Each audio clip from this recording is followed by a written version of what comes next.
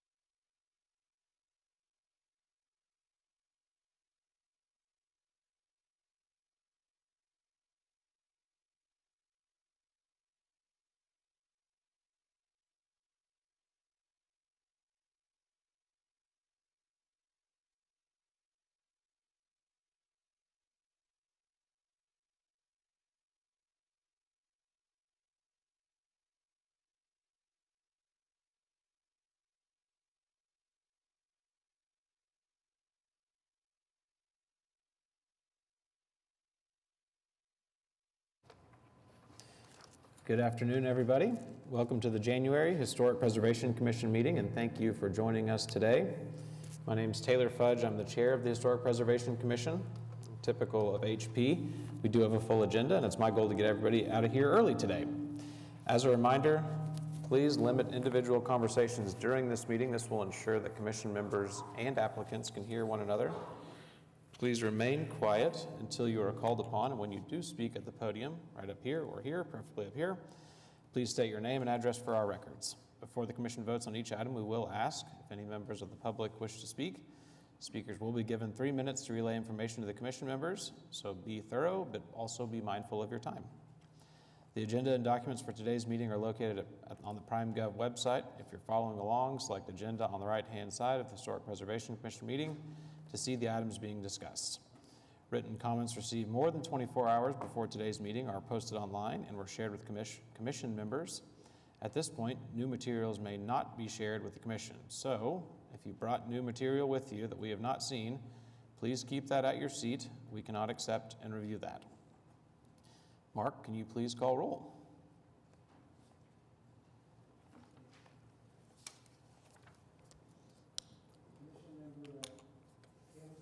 Present. Present. Commission member Corbin.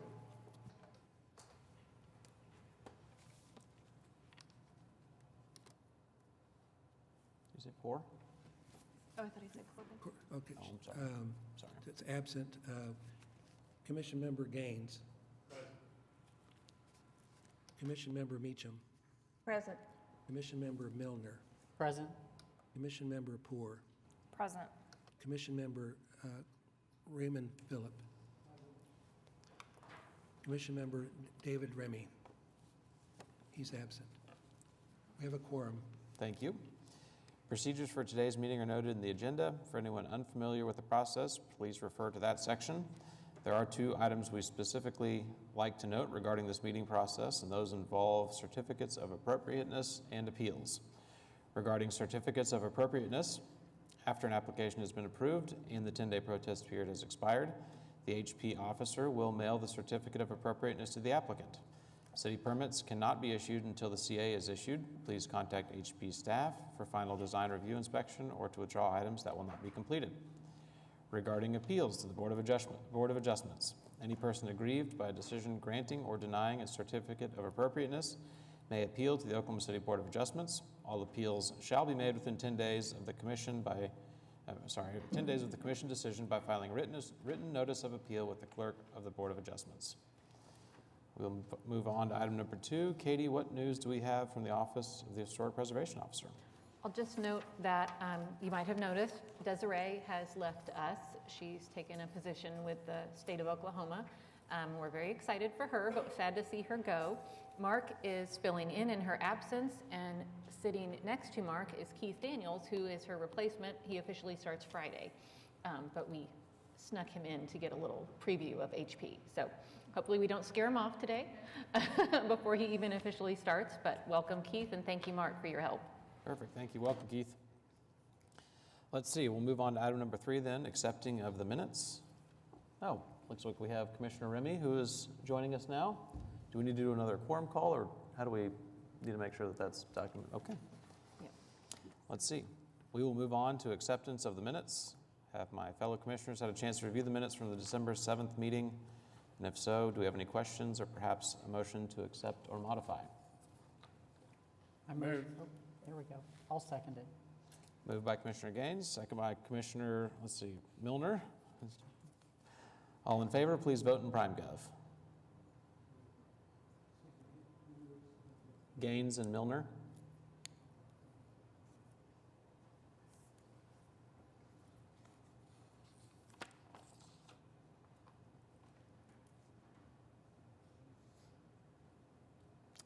The minutes were approved. We had 6 in favor and 1 looks like abstaining. Let's see, Katie, anything from code enforcement? Nothing specific to report. As always, if you have questions about anything that's in the report, feel free to contact staff or the Action Center for more information about a particular case. Thank you. And it looks like we are going to potentially move the SPUD presentation, but any continuance, announcements, or requests? No new continuance requests on any of the applications for certificate of appropriateness. We did have a request from the applicant for SPUD 01466 to have that heard in February. That's not a CA, so we don't have to formally continue it. We're just announcing that that item will be heard next month if anyone was here to have that, to discuss that. Okay, thank you. See any on the public hearing section, dilapidated structures or National Register nominations? Nothing to report for either of those. Okay, we've got 3 items on the consent docket. Cassie, I believe you are recusing yourself myself. from this. I think you need to step down and step. Yes. Oh, you step out the door. Okay, so for the rest of the commission members, we've got 3 items on the consent docket. Is there anything that need to be pulled, reviewed, or do we have a motion to approve? I'll motion to approve the consent docket. Moved by Commissioner Jordan, I'll second. second by Commissioner Milner.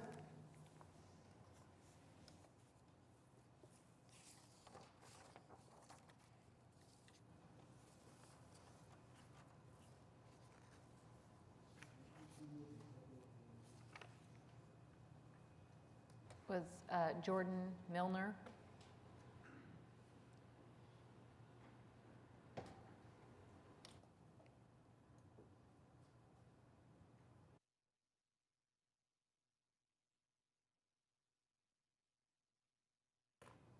Okay. The consent docket was approved, and we will bring back in Commissioner Poore for the cases for individual consideration. We actually have 6 on the docket today. We're starting off with number 1, HPCA 20-00181 at 104 Northwest 20th Street. This is in Heritage Hills East, Ward 6. Consideration and possible action on application by Colton Atchley for Tim Morton, Trillium Holdings, for certificate of appropriateness to 8, request extension to HPCA 20-181, 9, revision of item 1, construct addition required, and 10, revision of item 3, replace front porch deck required. So this is a case that was previously approved by the commission. They've had 1 administrative extension for 6 months, and now they're back for a full year extension, which has to go to commission. The extension is for the CA as previously approved. In addition to the extension, they've asked to revise the previously approved addition design and to revise the design of the front porch deck that was approved to be replaced. We have recommended approval of the extension, but a continuance on both the revision of items 1 and 3. Item 1, we do not appear to have accurate documentation of what is actually being built, has to a large extent already been constructed. What's there doesn't seem to match the documentation we have or the documentation of what was approved previously. And then on the deck, that has been installed in such a manner that is not typical of a front porch and doesn't replicate the porch that existed previously. And you do have comments from the neighborhood association on this item. Okay. Is the applicant present? Come on up to the podium. If you don't mind, state your name and address for our records too, please. Tim Morton, 104 Northwest 20th, and be a representative for Trillium Holdings. Perfect, thank you. So it looks like in this particular case, we do have a continuance, they've been recommended approval on the continuance for your CA. I don't particularly see any major challenges with providing the continuance. I do know that from my own perspective, there appear to be some concerns with the build out on the house that are significantly different from what was originally approved, and so we'd love to hear your comments on that and kind of what the prevailing thought was there and kind of where the project is headed, if that's all right.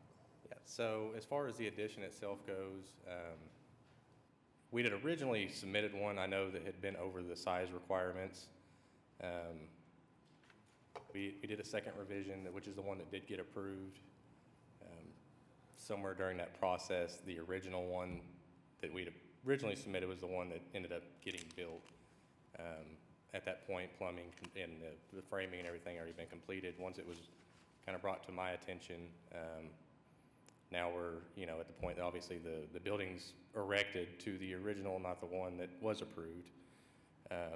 So that's been everything else has been an easy fix, I guess. The porch, we've already removed all that. We're starting to go back the other direction with it. Really, everything's kind of halted just because we would like to move forward with the footprint that's there now. Obviously, just from a cost and a just pain in the butt standpoint. Sure. There's already electrical and plumbing and everything else. It's already incorporated in what's there. If we were to remove that section, we're still going to have a large piece of concrete. There's a lot that's going to go into trying to revert it back to the approved plan. So once we really figure out what we're doing with that, that's when we really plan to move forward and get it complete. Okay. Do we need to vote for a approval on the first item to have the continuance to even then have the extended extension? conversation? I'm sorry, did I say that wrong? The- Continuance, extension. Yes. I think you all can do it however you like. You don't have to do that before you can discuss the rest of it. But if you want to get that out of the way, if everyone's comfortable with granting the extension, then that's fine. Okay.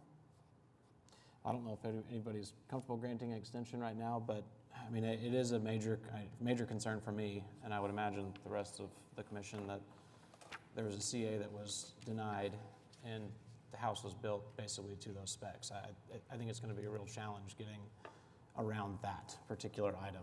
I'm very appreciative that you guys have addressed the front porch. It sounds like it's been moved to, the planks at least have been moved to run more appropriate with what a front porch should look like. I think in looking through the packet, it looks like there's just a lot more documentation that's going to be necessary if we do decide to continue versus a denial or an approval. But curious what other comments we have from commissioners, what questions do we have, and kind of where do we need to take this one? I don't have a problem with the extension. I mean, I think you summed it up pretty well. I don't know that there's just a whole lot left to do today. Now, would the extension be on the previously approved? That was kind of our back and forth. I mean, we have everything geared up, ready to, get everything complete, but we don't want to move forward until, we also don't want to have to go through the re-demolition of it to reconstruct it if it's a So- possibility that we could leave it the way that it is. What I believe will need to occur, and again, new information can certainly change that outcome today. I think we need to do a extension on the CA. I don't think we have the documentation to be able to come to any semblance of an approval on the addition of the house or the extension of the house. What am I looking for now? Addition of the house? Addition. Take your pick. And so I think that will require a continuance as well. Being that it was the CA that was denied previously, I would be inclined to deny it again without new documentation, new information, and justification or reasoning as to why it is the way it is. But again, that's one man's opinion.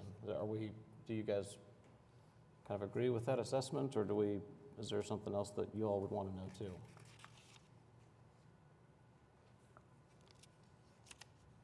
I believe I am in agreement with that. Is it my understanding you're asking them to go back and come back with a completed new plan? Well, I guess what I'm asking Back for to is, the old plan? or, Clarity on one or the other. Yeah. How about that? I think that's what I'm seeking is, That's been my biggest question on this is, should I focus all my attention on bringing clarity to what's there, and is it even a possibility to make that work, knowing that it's above the square footage of the guidelines Right. and it was already denied, or? That's my question. I mean, Yeah. are we asking them to Are we go kicking the back can and down the road? and then come back with what was not approved for us to not approve it again? I don't know that it's for us to say what we would like to see him, propose all over again. I don't know that that's for us to say. I think reading into something that's already been denied is pretty clear, but I personally wouldn't give guidance on which of those scenarios you bring back to us. my own personal opinion is I would like to see what was approved be what's added on to this particular house and not what was denied. I mean, I think I would agree. It seems like that, maybe a bigger issue is the agreement that you had with the neighborhood and the sale of the property. Is that What was a the problem? question? I mean, we have a letter from the neighborhood, isn't that it? Or Yeah. didn't you buy it from the neighborhood? I don't believe so. No? It may have, yeah, it was Bill at the time, I think. What? Well, Bill was the one that signed off. It was Historic Preservation, Inc. was the one that signed the deed, and they're the ones that put the deed restriction in it. So, I mean, we've got a copy of the deed here. Is that your understanding that they have? The deed restriction said that they would have to follow all guidelines Right, of the Historic Preservation Commission. right. For me, I think it would be difficult to go back, to not go back with what we approved. Right. Difficult, you're right, definitely difficult to go back to what was approved on my side, obviously. Right. And Difficult for us to approve it, And I think. costly. Because, to me, you've got yourself in a difficult position because where are they then? If we would approve what we previously did not approve, then it would be a difficult situation with the neighborhood, wouldn't it? I mean, I would think so. My only reasoning for extending would be to give them the opportunity to put together any Right. sort of case, information, unique circumstance, whatever the case may be. And my only, I guess, argument on it was, I know that I believe based on the guidelines, we were allowed to go up to 750 square feet. The additional around 150, 200 square feet, it's in addition over that. Is obviously it's on the rear facade. It's right, it's not visible from the street. It's not even visible from the side because the original plan had, a square that was cut out of that one corner that just made up for the loss of square Right. footage. I guess I would say And- I don't, when people, generally when we have people working in the historic districts, they're so clear about what they're Right. getting ready to do. It seems like that there's some kind of disconnect between, getting the approval and getting the work done. That was it's There kind of hard to was. believe how that could happen.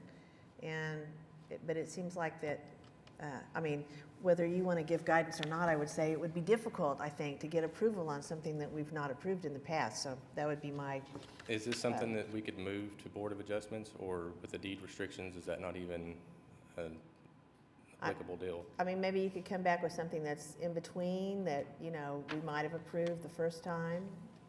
So first of all, the deed has nothing to do with this body. It's between the owner, the person who bought the house and the person who sold the house. And that would be enforced between the two of them as a civil matter. This commission has no purview over the deed. It addresses what gets applied for by the applicant, but the commission isn't being asked to consider the deed restrictions. I think that if you want to make the case for what's already been built, this commission would need to see much clearer documentation comparing kind of side by side what was approved and what exactly you're building, all the materials, all the dimensions, exactly what it's going to look like, so that they could assess, is this a minimal enough change to what we previously approved that we're comfortable with this as a revision? And I think it would be helpful for you all to look at the previous meetings and the minutes and the staff reports as to why that was denied in the first place, and see if you can address any of those concerns from the first round. So that's something that you could do with the continuance, is prepare those materials and come back to make a case for approving what's been done, or go back to the drawing board and come back with, to say, we're going to just take it back to what was approved originally and make those changes.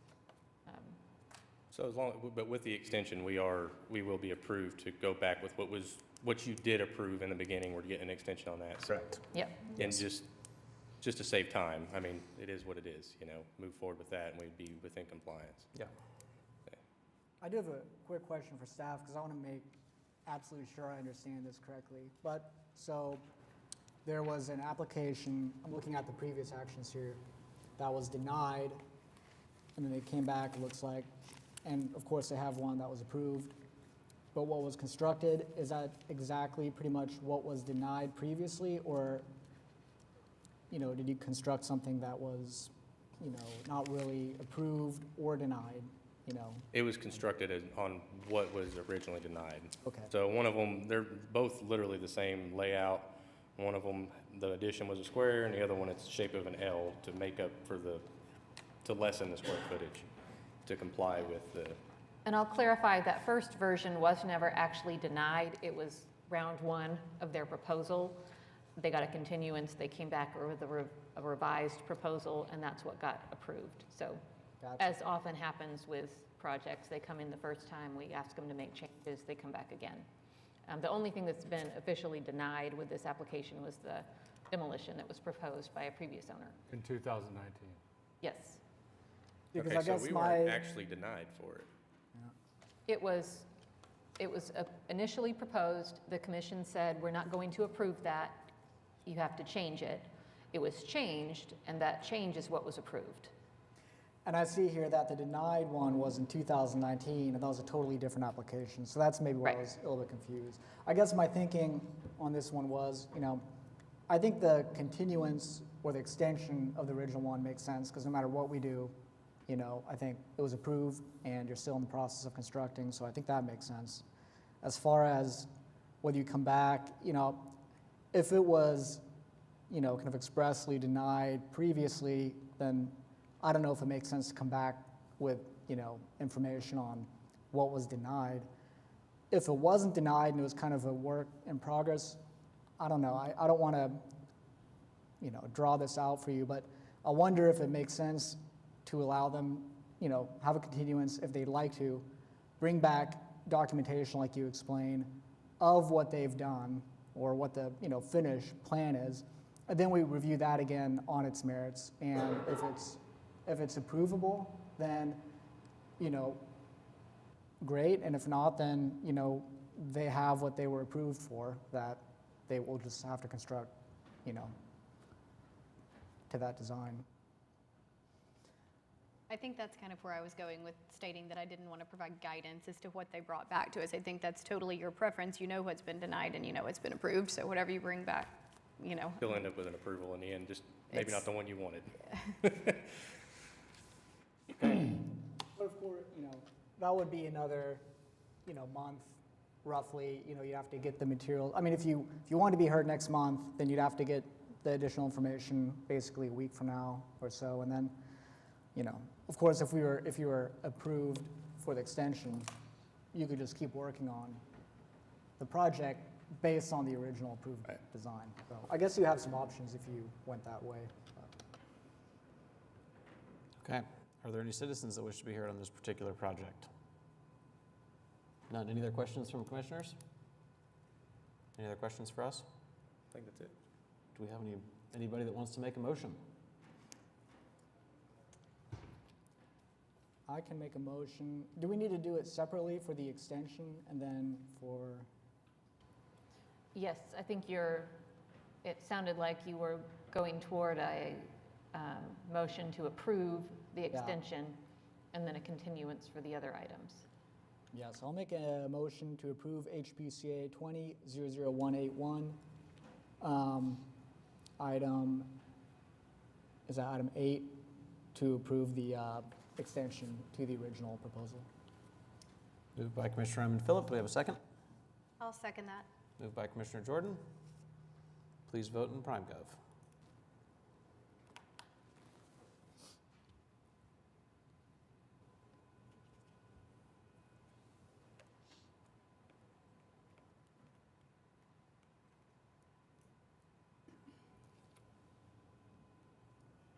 And then it sounds like, or was that approved? I don't know.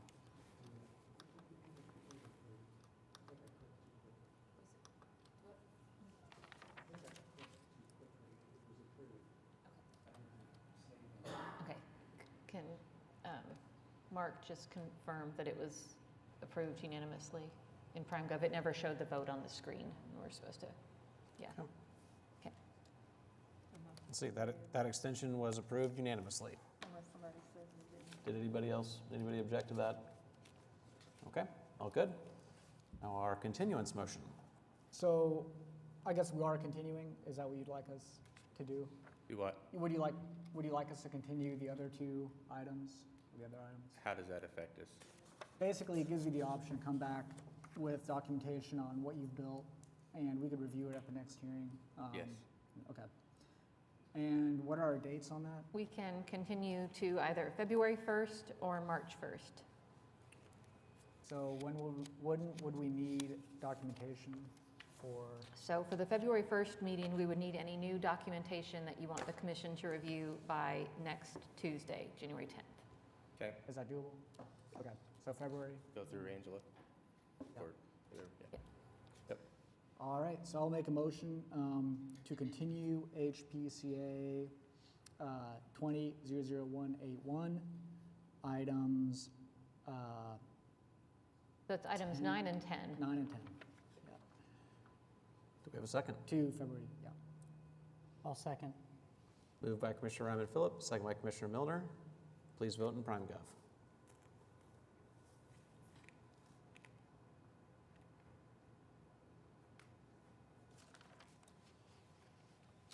Okay, that continuance was passed as well. See you guys back here in another month or so.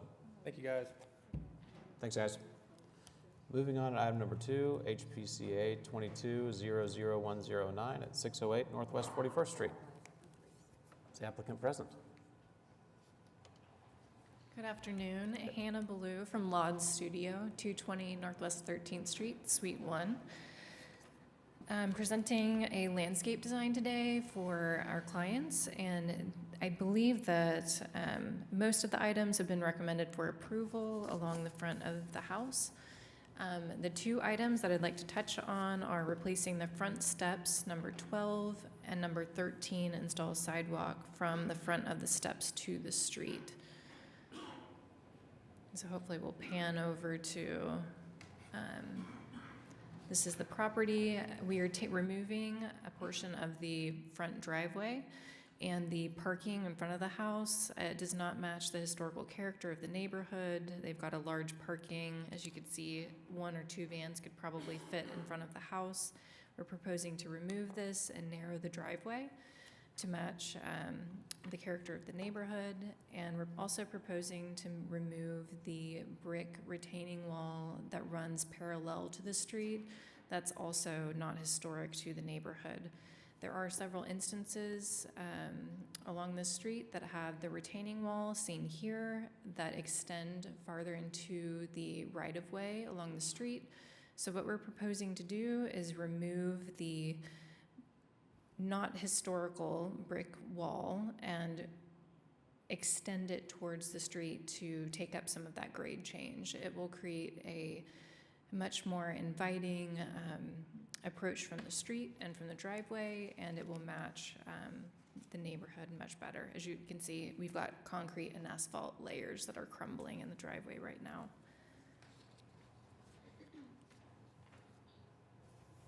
And this is that wall that runs parallel to the street that we'd be removing. We'd be keeping the north-south wall seen on the back portion of this image.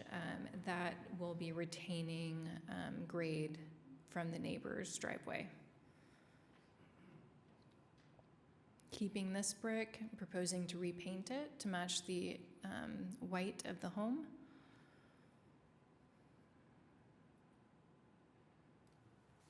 And keeping this brick planter. Our main point is to remove these brick paving steps. We do not believe that this is historic to this home. Most homes built in this period have concrete steps and walks to the driveway. There are at least 3 or 4 different types of red brick in this house. It's sort of a brickopolis that we're trying to minimize and bring back towards its historical character. So we're proposing to place a series of steps, rounded steps that mimic the rounded elevation of the building.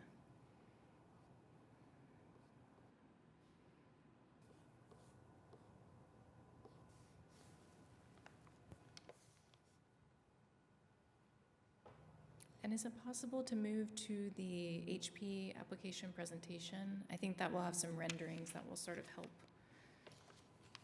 So illustrate. we don't have those in our PowerPoints for okay. HP, but they do all have them at their seats in PrimeGov. Oh, okay. Everyone can see them, So so. if there's a Wonderful. particular area you want us to go, just direct us to Yeah. that and we can. Perfect.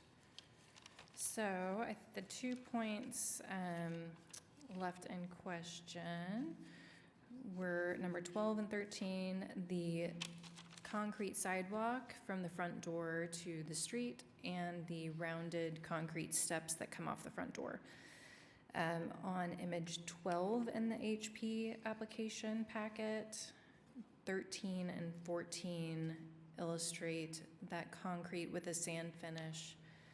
It'll just be Portland gray, what would be historic to the home, and it will weather over time to match more closely to the present concrete.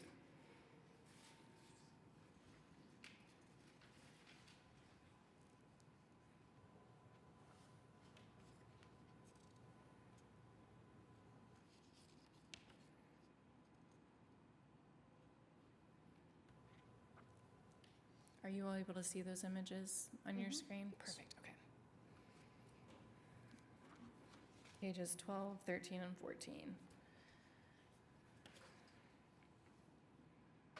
So definitely lots of individual items in this particular application, which is fine. Lots of recommended approvals, lots of recommended continuances. I think the big things that stand out to me, obviously you've hit on some of them, the steps, the sidewalk from the street to the house. And I had sidewalk in here, but I don't know that really sticks out as much to me anymore. But in particular, can you talk to us about the desire, reasoning, want to have the sidewalk from the street to the front door?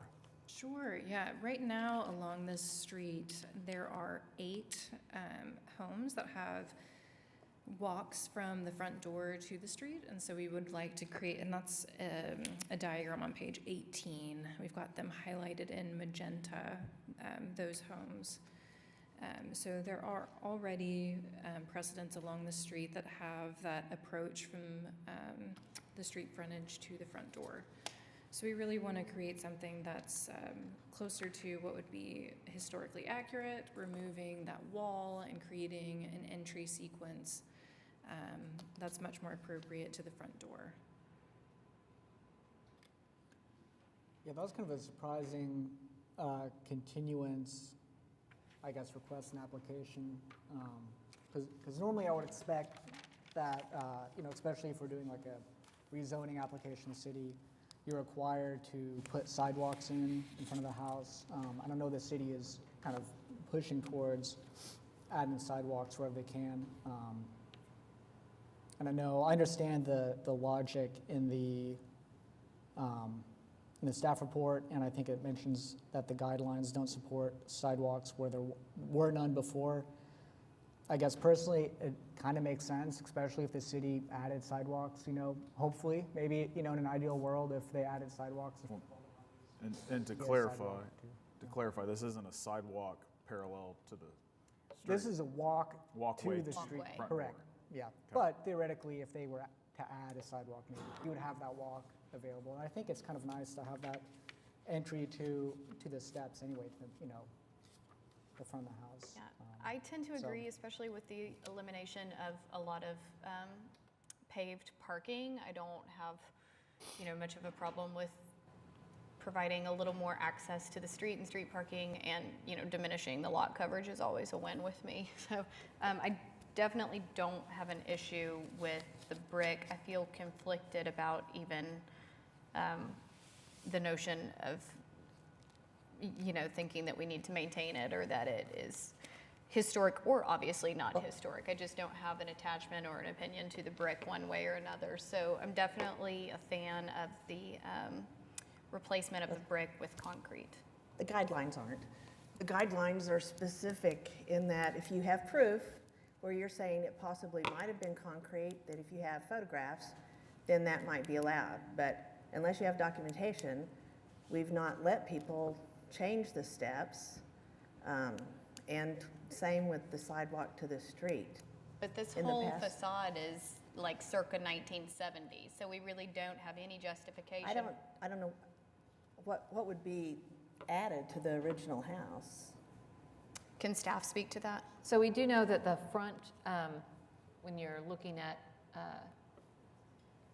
the front of, if you're facing the house, the whole portion to the left side, the kind of rounded bay that comes out, and then the actual entrance, that is not on the Sanborn maps through 1955. That was added at some point.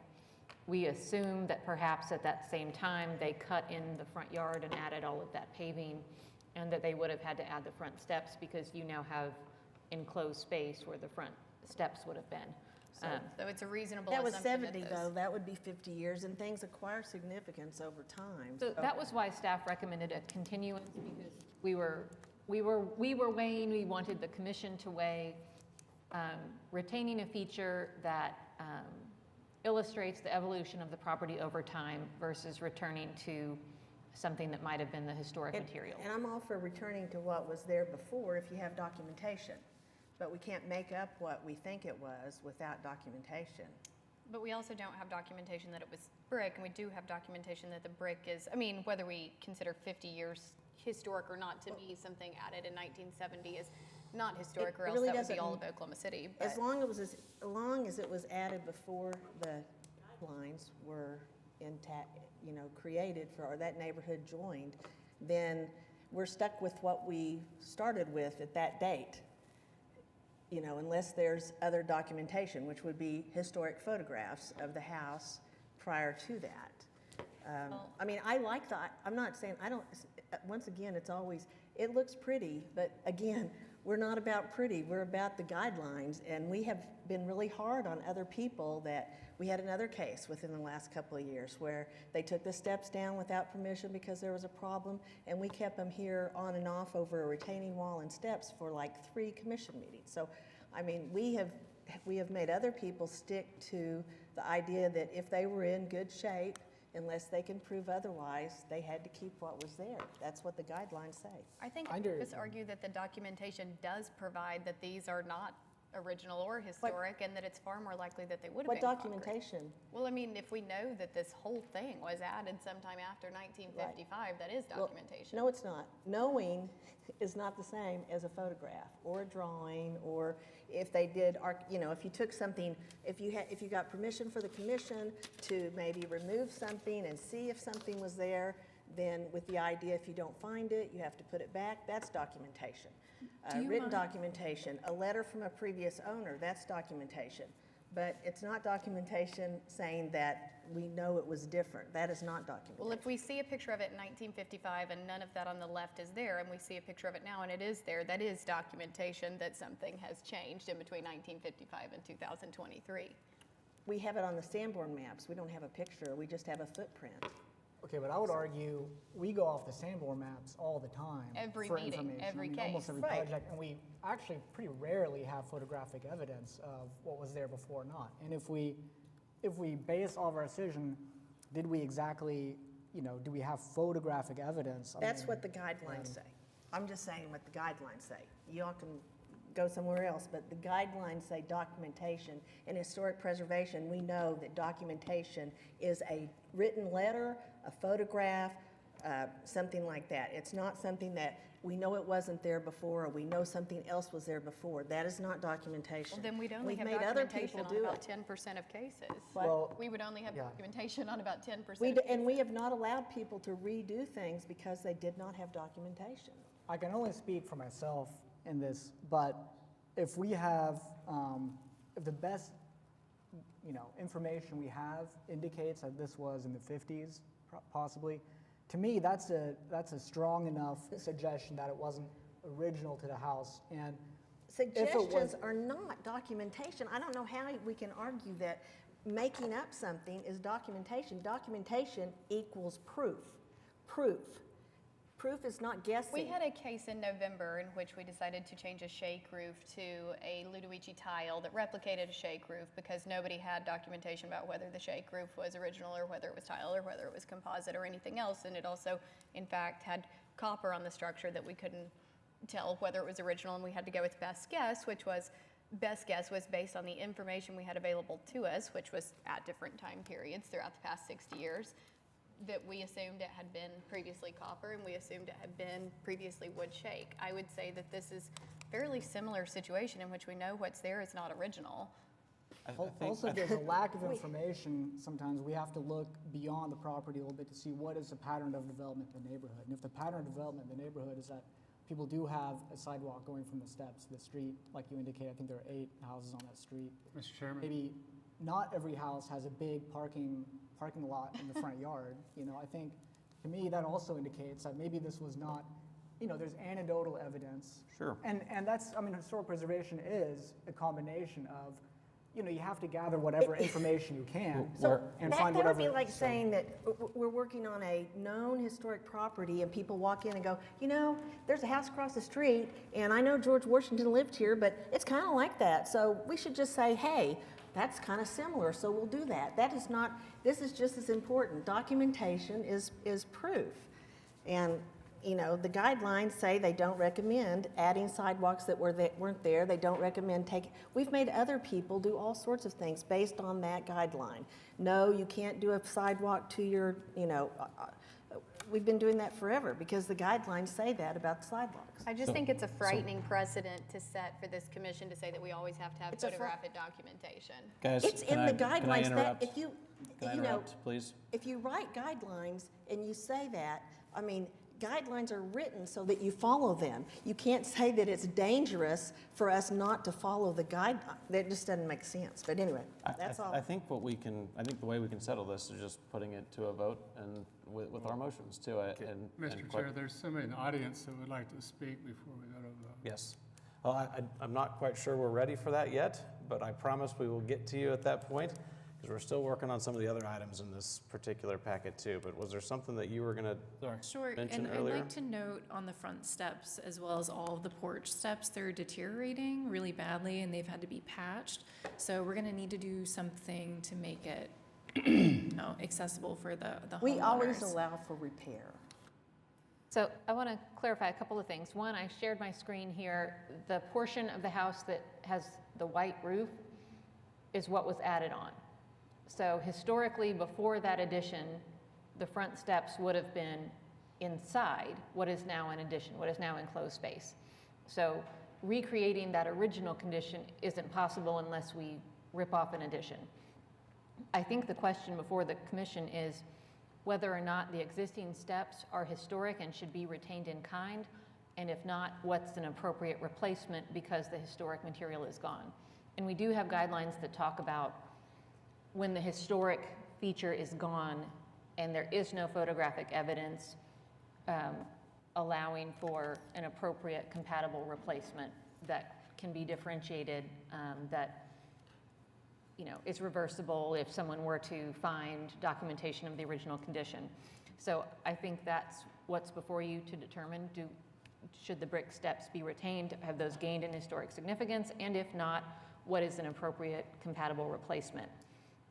I think in my mind that's more of a variable question.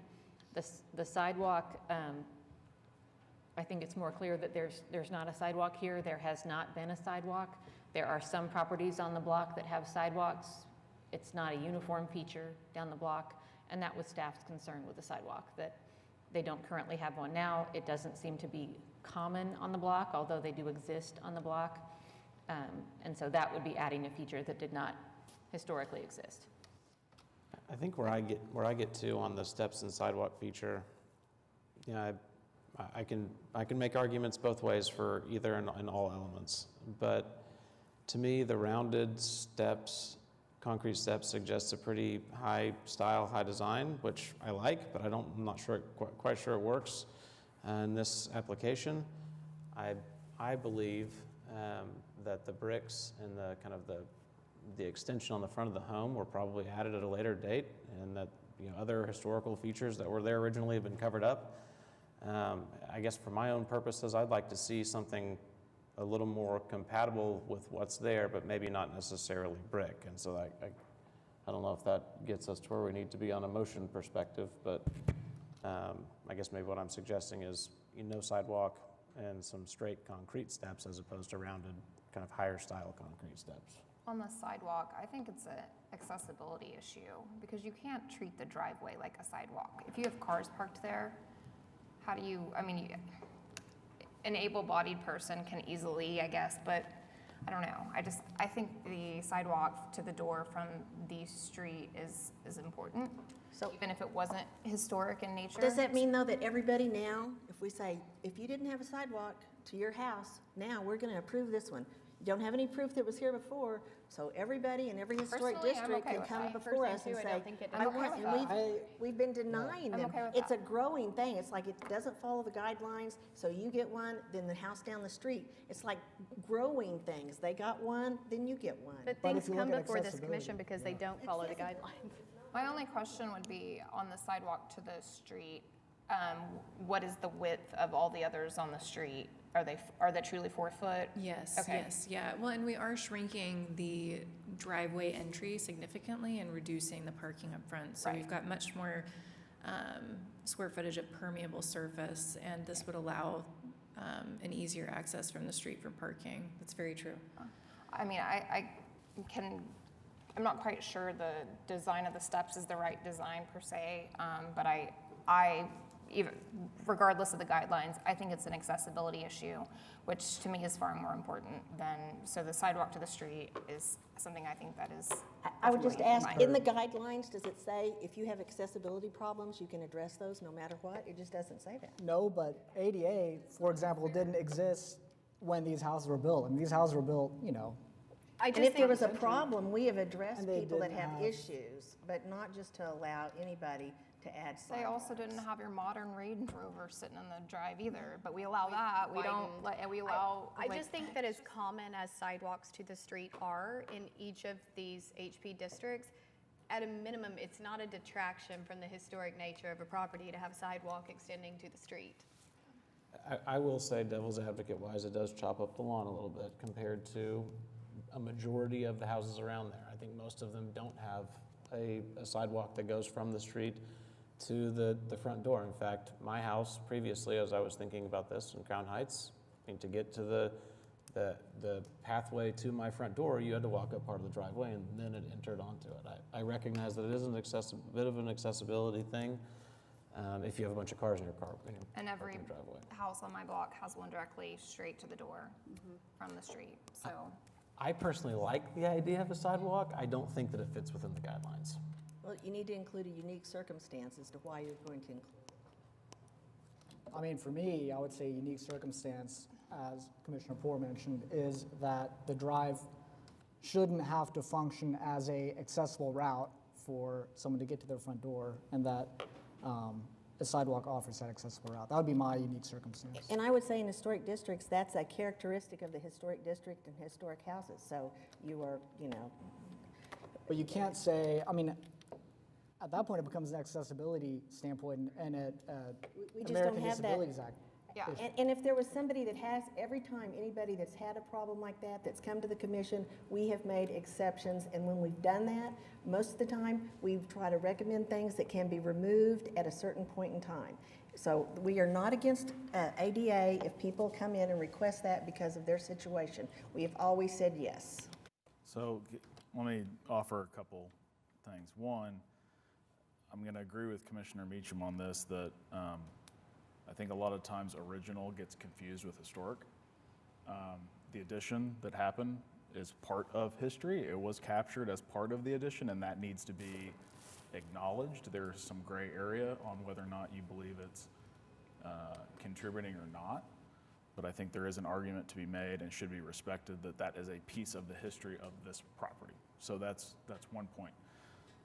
The sidewalk question, I think, is interesting because I think you can state extenuating circumstances to get rid of the parking lot in front because it is clearly not contextual. Okay, so those are kind of two given things there. The question becomes, okay, when we remove it, what is appropriate to put back? So I'm not hearing a case for an extenuating circumstance to put a sidewalk to the street. That would need to be made, in my opinion. And then the second would be without sufficient evidence, documentation, what is there, I think you have to assume, I'm referring to the steps, without sufficient documentation that that is a piece of the history of the property. And so an extenuating circumstance would need to be made to change the steps, whether it's a material or a shape. Some case would need to be made to change that from what is there currently. I think, I'm sorry, go ahead. But then with that same argument, the parking in front of the house, how long has that been there? Is that part of history? But like I said, there is an extenuating circumstance that it is not contextual with the neighborhood, which gives justification for its removal. Okay, so that's a piece of the puzzle. Now we need a reason to put the sidewalk in. So regarding the sidewalk, this might be a question to staff. Let's say, so I guess because there wasn't a sidewalk previously, that's kind of the sticking point to putting a sidewalk now. I mean, it's not that it's necessarily, against the guidelines. It's really just that it wasn't there before and we're not replacing it, or I want to make sure I'm understanding that correctly. It's also an assumption there wasn't a sidewalk before. Well- Maybe they ripped it out when they put two parking spots in front What of is the house. the age of this home? I'm sorry, 1934? Yep. Is that right? Okay. Yes. Okay.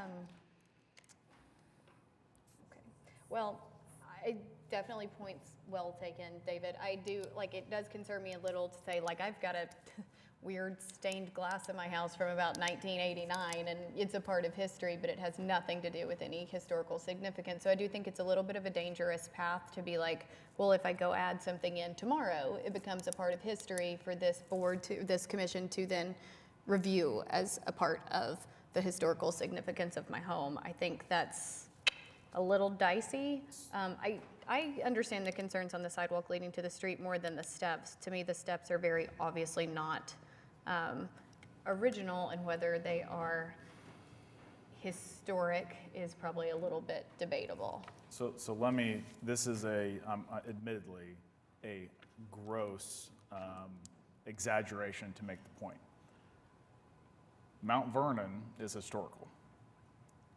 Mount Vernon did not look like Mount Vernon the day that it was built. It has been added on to and grown over time. But we consider the whole context of it as a whole as historic.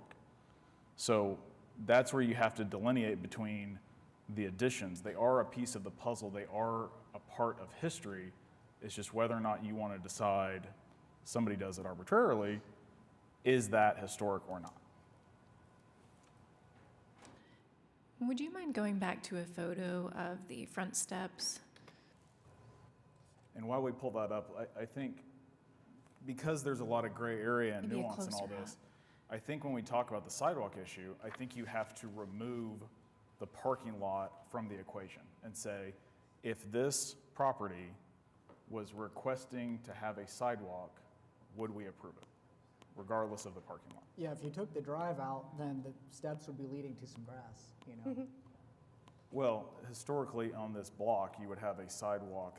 You're going to have a sidewalk regardless. It's just whether or not it connects to the driveway or to the street. So I can share my screen and you all can look at the aerial of the block. So this is this house, and you can see neighbors have driveways that kind of meander across the yard to the driveway. Oops.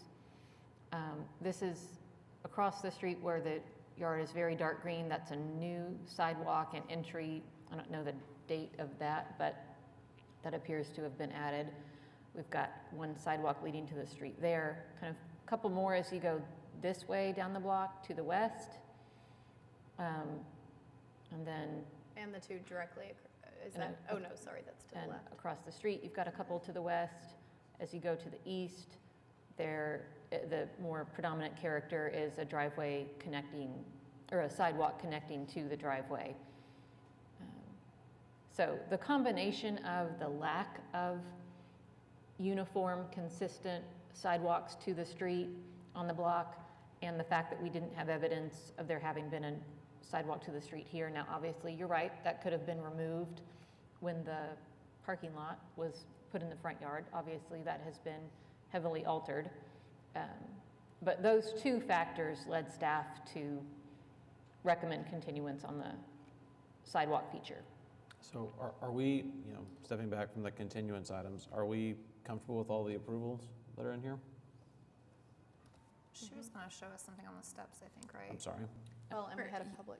Yes, one other thing on the steps in conjunction with them deteriorating and being replaced in several pavers is the first step that you land on is significantly longer than the others. So you don't have a typical a gate when you walk up the stairs. And so that poses some safety concerns. You can see here that very bottom step is a gate and a half for your steps. So that's something, and it protrudes out into the driveway. So I'm not sure which came first, but it's not jiving. And so the rounded steps, to mimic the rounded addition of the 1950s portion of the front elevation, we're hoping that that sort of marries the two. Instead of something that is the red brick that you see now that's falling apart and does not have much reference to the now historical elements. Okay. We're going to ask some of the members from the public to speak if they wish to on this project's behalf. Come on up, ma'am.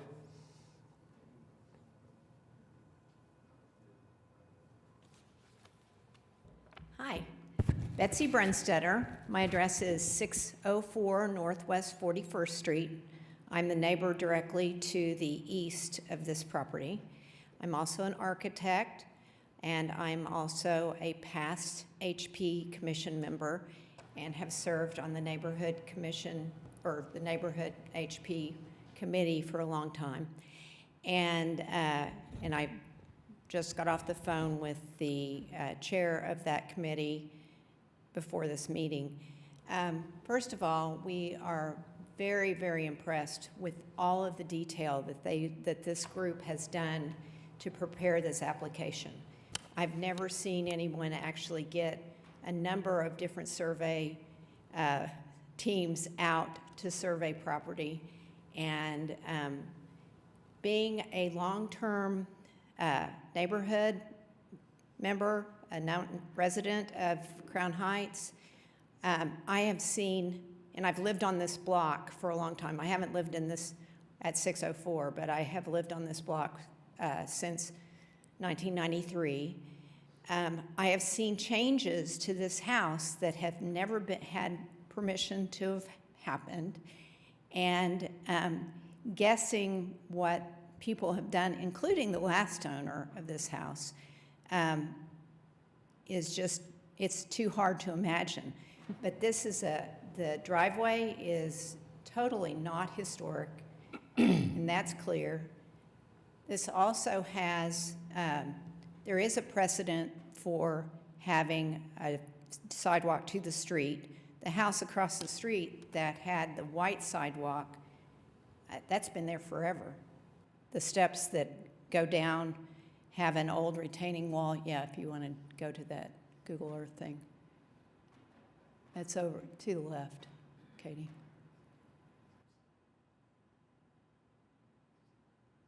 That sidewalk has been there. That's the old owner, and that's before they took all the trees down and added the bright green paving, or the bright green grass. Anyway, and if you look behind this house on 40th Street, even though not having that sidewalk is probably the most common, there's a pretty good percentage of houses in Crown Heights that have a sidewalk to the street.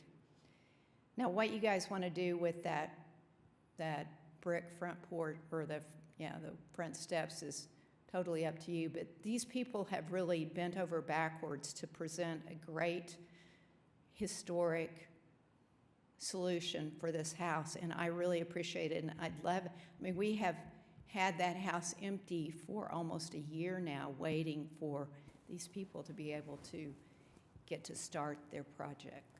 So I would appreciate it, and the neighborhood would appreciate it if we could get this going. Thanks Perfect. very much. Thank you. So, based off the information that we've seen, based off the information we've heard, I think it can go either way. And honestly, that's what we have a vote for too. And so I think we probably just need a motion, whether that's for or against, either the concrete walkway and stairwell or stairs leading up to the doors, and the kind of the remodel of that as it is. So I guess I'd put it back to the commissioners to see if we can get a motion on this one. Yeah, and I'll just say that I think the design, it's a good design regardless. I think for me, I just need the extenuating circumstances to be stated to make it Is approval. the lack of documentation regarding the sidewalk a unique circumstance? I mean, an unknown as to whether it's existed historically or not? I think it can be if you put it to a motion and see what the commissioners vote on too. Okay. Well, I would motion to approve HPCA 22-00109 with the. I'm sorry, let me jump in real quick. Do we want to separate out the items that are recommended for approval, and then the two items that are continued, maybe? I was planning to motion Okay. to approve, but I mean, if we're not there, then we're not there. I just wouldn't want items that seem like there's a consensus for approval. I don't think it would hurt to separate that out, make sure that they get, hopefully, we'll see what that vote goes, but, Approve it all, moving but on. separate the two. maybe. I kind of like that idea too. Then I would motion to approve items 6 through 11, and then 14 through 19 of HPCA 22-00109 with the specific findings. I believe there was an agreed upon conditions in here, and was there a unique circumstance yet, or were we going to add one? I think item 11 was a continuance to, wasn't 11, 12, and 13 that are all? Yes. Yes. Okay, sorry, let's start that over. I would motion to approve items 6 through 10 with the specific findings noted in the staff report. And 15 through, And then 14 through. 14 through 19 sorry. with the specific findings noted in the staff report. Were there any unique circumstances already noted in there? Did you say 14 or 15? There are unique circumstances and conditions noted on several of those items. So it should be 6 through 10 and then 15 through 19, right? No, they've got 14. 14. 14 would include the sidewalk. Thought we were going to, So staff has recommended approving item 14. oh, to the driveway, okay. Got it. So- Okay, I'm sorry. So Yep. now I'm You're right, you're confused. good. So items 6 through 10 and 14 through 19 with the agreed upon conditions and specific findings noted in the staff report. I will second that. Moved by Commissioner Jordan, second by Commissioner Poore. Please vote in PrimeGov.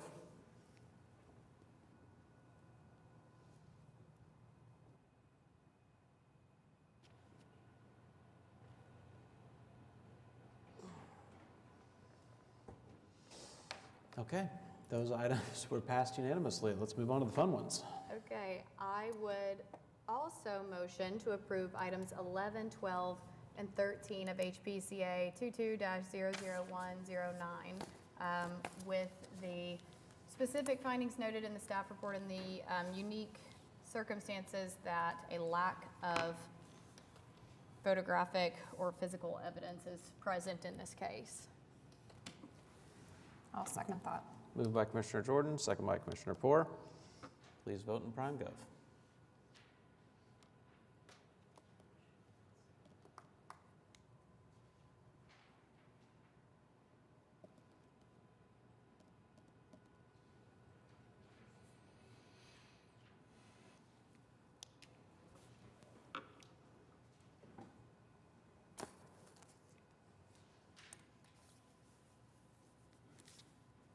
Okay, that item was passed as well by a vote of 5-3. Good luck with the new project. That was as tight as we ever get. I think it might have been. I appreciate you guys. Thank Okay, you. thanks a lot. All right, we'll move on to item number 3, HPCA 22-00130 at 424 Northwest 22nd Street. This is located in Mesta Park, Ward 6. Consideration and possible action on application by Corbin Harris, Express Sunrooms of Oklahoma, for Ben Miller for certificate of appropriateness to 1, construct screened sunroom elective. This has been heard by the commission twice previously. They are out of continuances. We have recommended denial at this point because the materials proposed for the sunroom don't meet the applicable guidelines and standards for building materials at new construction. It's proposed in an extruded aluminum product. We have not heard any response from the applicant at this time as far as a revision to the proposal. And so because we're out of continuances, we recommended denial. Is the applicant present? Can you please come to the podium? State your name and address for the record. Corbin Harris, 912 Pasados Drive. Perfect. So staff has recommended a denial with prejudice on this. My understanding is they've reached out several times to get new and updated information and that we haven't received anything. Correct. What is the current status of this particular screened-in porch? So we're talking about materials. The extruded aluminum, if you look there, the uprights in between screens, that is the extruded aluminum framing. Because this is an impermeable structure on the back of a house, we tend to not use wood because of wood rot as far as sustainability. What I have proposed, and I think it was too late to be included in this meeting, is to wrap the aluminum structure with a trim that matches the existing materials on the house. That way, because rain is going to come in this screen porch because it's just screened, the aluminum structure, the structure itself will not be damaged. However, the appearance of it will match what is in the neighborhood. So just that beam coming across is the extruded aluminum? The beam, the uprights, and the beam that runs beneath the roof is extruded aluminum. Was there an issue with any other material included in this application, or was it just that aluminum? I think we lacked clarity on the materials in general, so we probably would want something more definitive from the applicant about all of the components of the structure, and where they're a material that doesn't meet the guidelines, confirmation that those could be clad in some way. Sure. Katie, since this is, You don't need a building permit for this? Do you not, that's not Do you our, not- that's not our point. well, I just wondered because if you had to get a building permit, then it would have come here. No. It's already up, isn't it? Yep. It is. That's what I'm saying, I mean, Well, I If was there going to would've- ask if it's already been built and he's wanting to do this, doesn't he just need to do a whole new application because we'll have to see cut sheets and materials and everything else? Well, we could approve it with the agreed upon conditions if we felt comfortable with the wood wrap, correct? Yep, that's up to you all. If you're comfortable with that being a submit to staff condition, but if you want to see it come back, then yes, they're out of continuance. And I'm not suggesting we do that, I'm just saying I think that we could. So I love doing that to save us time down the road, because I feel like we're probably kicking the can, but at the same time, I don't think we can have applicants put stuff up and then come to us after the fact. I really struggle with Yeah, I that. think also on the third pass, like, we probably need to figure out a way to get this done correctly and on the record. So I proposed this months ago, and then I took a hiatus from the company for a few months for a family emergency in South America. And when I came back, the new project manager had constructed the screen porch without finishing the appropriate steps with the historic committee. So now I'm in a situation where I would like to do whatever's necessary for us to leave this screen porch where it is and make it meet the guidelines for the historic district. So the only way to do that would be an approval with conditions. Well, we could deny and he could reapply with the proposal that we're basically suggesting here today, and then it would all be neat and tidy in a new submission. Is that It's not going correct? to change anything, it's just sitting there right now, so it's not going to change anything, but it'll be done properly. Right. There's a lot of subjectivity to say, to just tell the commission, I'm going to do this. Yeah, I think Yeah. that, kind of satisfies Taylor's concern and my concern too about people, kind of operating first and asking for forgiveness after the fact. Yeah, denial without prejudice, right? So he could just come back and apply, is that correct? Well, it would be either, right? Even Because with the prejudice, because he's the going to come back and changes- ask that there's changes made to this Oh, right. particular structure. Yeah. It's not the same exact proposal. So I guess I would be in favor of a denial with prejudice. I know that sounds bad, denial with prejudice, so that you come back with a clean application, exactly what you're going to do to this particular item, and we can assess it and address it then. And what's the time period for, because with prejudice versus without prejudice, is there a difference in? So with prejudice, you can't come back for a year, is that correct? Well, with prejudice, you could not resubmit for exactly the same thing for a year. Okay. But if you come back Sure. with new information and a revised Okay. design, then you can turn that in whenever Sure. you want. And the revised design would be wrapping those in wood. Okay, and just while we're here in front of you, if the aluminum components are wrapped in wood, would that meet the historic guidelines for that neighborhood? Or is this gonna be, I show back up and there's another continuance for the new design and we go from there? I believe if all of the material that don't meet the guidelines are clad with the material that does meet the guidelines, then that's going to meet the requirement. If you show up with a design that meets all applicable guidelines, you won't have to come back here. That's a At good that point. The metal structure would almost be just considered structure, like if you built some house that had a metal structure and you clad it in brick or whatever. So I'm assuming that would be the same difference maybe. But I would suggest get with staff because they know the guidelines the best probably. And hopefully they can lead you down a path that would give you a quick approval. Sure. So. Okay. So do we have a motion? Well, let's wait. Do Are we we have any moving citizens that towards wish to a- be heard? No. A denial with prejudice. That's what it sounds like to Okay. me. I will motion to deny item 1 of HPCA 22-00130 with prejudice. we have a second? Second. Moved by Commissioner Jordan, second by Commissioner Gaines. Please vote in PrimeGov.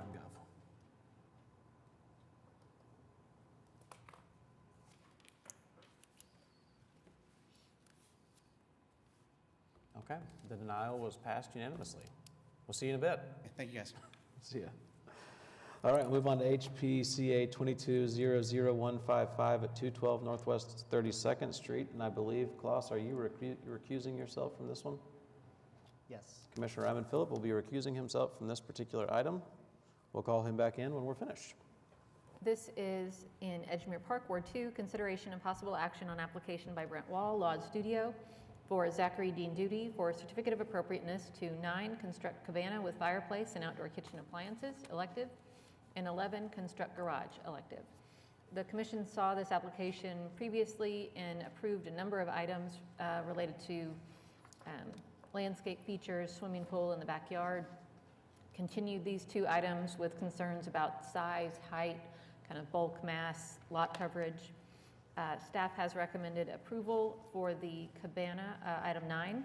That height on that has been reduced, and staff felt like that was consistent with what the commission had requested. We have recommended continuance on the construction of the garage. It remains larger than the historic garage and larger than what the guidelines support for construction of a new garage. Okay, is the applicant present? Yes, Klaus Raymond Phillip, 2801 North Hudson. I'll sign in real quick. Should we just immediately deny this now, or what? Just kidding. No, yeah, so as Katie mentioned, we revised the cabana to be shorter, hopefully kind of fit. There's kind of a hierarchy at the property. There's a house, there's a garage, and there's a cabana. So that's kind of what we tried to accomplish with that revision. And then as far as the garage size is concerned, you can kind of see, this is actually a good picture. You can see the original garage had kind of a deep footprint, but it was only, I think it was right at 16 feet wide, which really is too narrow to get, to get cars in and to get the doors in to modern standards. So we widened it to allow for 2 cars. So basically that is the reason for the change, or the dimensions of the garage. But I'd love to hear any comments and address any concerns. So the garage in and of itself, I'm sorry, was too narrow? Yeah, I think it was 16 feet maybe originally, if I remember off the top of my head. So it was just too narrow to get either a double door. If that door itself is 16 feet wide, so there'd be no room to get that door in. And especially if you had 2 doors, that'd be even more difficult. So it was too narrow to get, 2 cars in side by side. It kind of resembles a 2-car garage, the original one did, but it wouldn't allowed for that door. Or you can see there, it's like 16 feet, but it's right on. Appreciate it.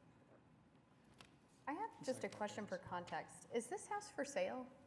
It is. So Okay. to give you some other background, the owners are actually moving out, and they've already, I think, purchased a new house. But they had a neighbor that was interested in the house, and they really like the design that Lod came up with. So, it's not contingent on sale. I think they just wanted to go ahead and get the approval so that if they sold it, a new owner could potentially build it out per these designs.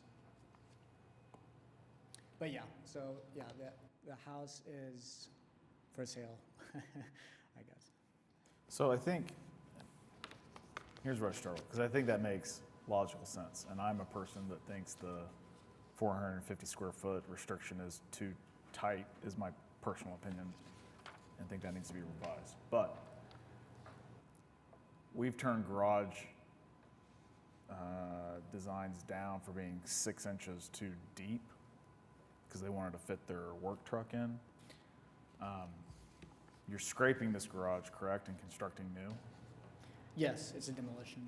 Is there a way to, because that makes logical sense, like I Yeah. said, to keep it and just widen it, but I'm can you looking shorten the at- depth? Trying to see what the, give me 1 second here. I was gonna see what the existing depth was. So the existing depth was 24.8, and proposed is.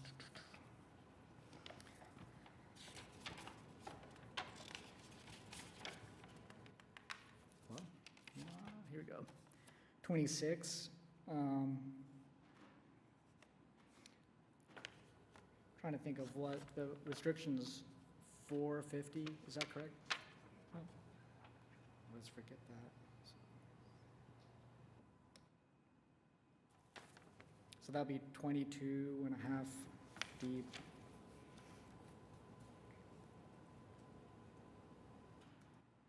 Yeah, I don't know. I mean, would you guys be open? I'm not sure that the owners would have a huge, I mean, you know, they're selling the house. They're not I gonna think park they there. still want it to be, do what? They're not going to be parking there. I just think it needs a compelling, unique circumstance, like we've seen. Is there a, Would you be open to maybe having it the same depth as the existing garage was? I think it was 24.8, so it's kind of, I think 22 and a half feet would be if you met the letter of the guidelines. If it was 24 and a half, now it gives them 2 extra feet, but it matches the length footprint of the existing. And you just add, what is that, like 2 feet to the width or something to allow for the parking? I mean, yeah, I mean, I think it needs to meet the 450 without a unique circumstance. Or okay. I think. a Then unique I think we can agree to that, and we'll, if we could get approval, then we'll revise. Yeah, and there's a whole bunch of, we've seen a bunch of unique circumstances that allow for a little extra. I think it's just finding what you want that circumstance to be and record it. Yeah, I think, For the 24, for the original depth would be a unique circumstance. the original depth would be a unique circumstance. So potentially you would be open to matching that original depth and then having that width. Okay. I mean, we would be agreeable to that. So if That sounds like the a good original compromise. depth is 24 feet, 8 inches, and the commission approves widening to the 20 feet width, then that gets 495 square feet. So just to do the math. You know, And I could submit personally, if you guys can get down to 450, I would rather be at 450. It makes it so much easier for the I don't know commission, if- I don't know unless if there's it's a unique. compelling, unique circumstance. Yeah. I don't know if it's a unique circumstance or not, but I know that they, you know, they would like to have a bathroom near the pool, so you don't have to, you know, go through the house dripping wet. And initially, we had planned a whole addition that would accommodate all of that stuff, and they revised that plan to build out the attic so that they wouldn't have to take up as much, you know, maintain more open space. But to accomplish that, you know, that's one reason why we added the bathroom into the garage, so kind of the site stayed pretty clean and we reduced as much of the development as we could. This is a really, really busy project, and I mean, just my own personal opinion, because it already is relatively busy and a lot on that lot, I would like to see the garage be within the guidelines unless there's something, I mean, unfortunately, a bathroom doesn't move my needle all that much on the unique circumstance side.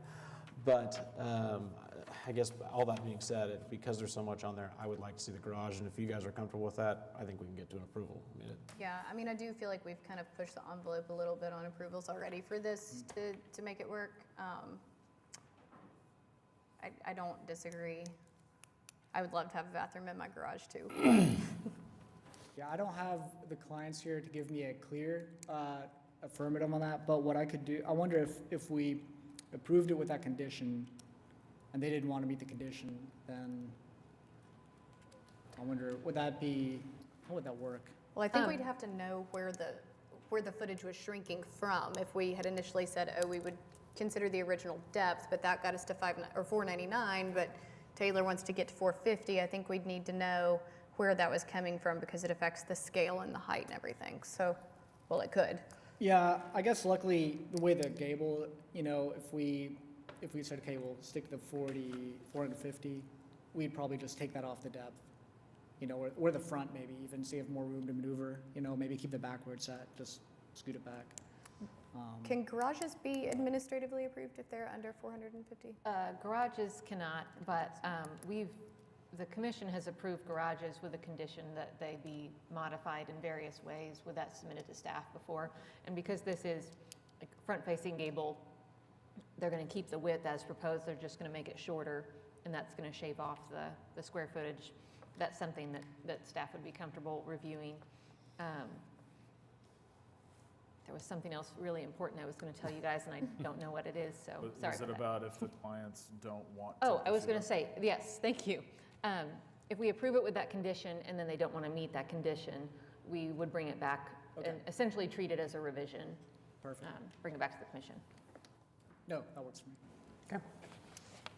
Do we have a motion? Oh, actually, I'm sorry. Do we have any citizens that wish to be heard? None. Do we have a motion?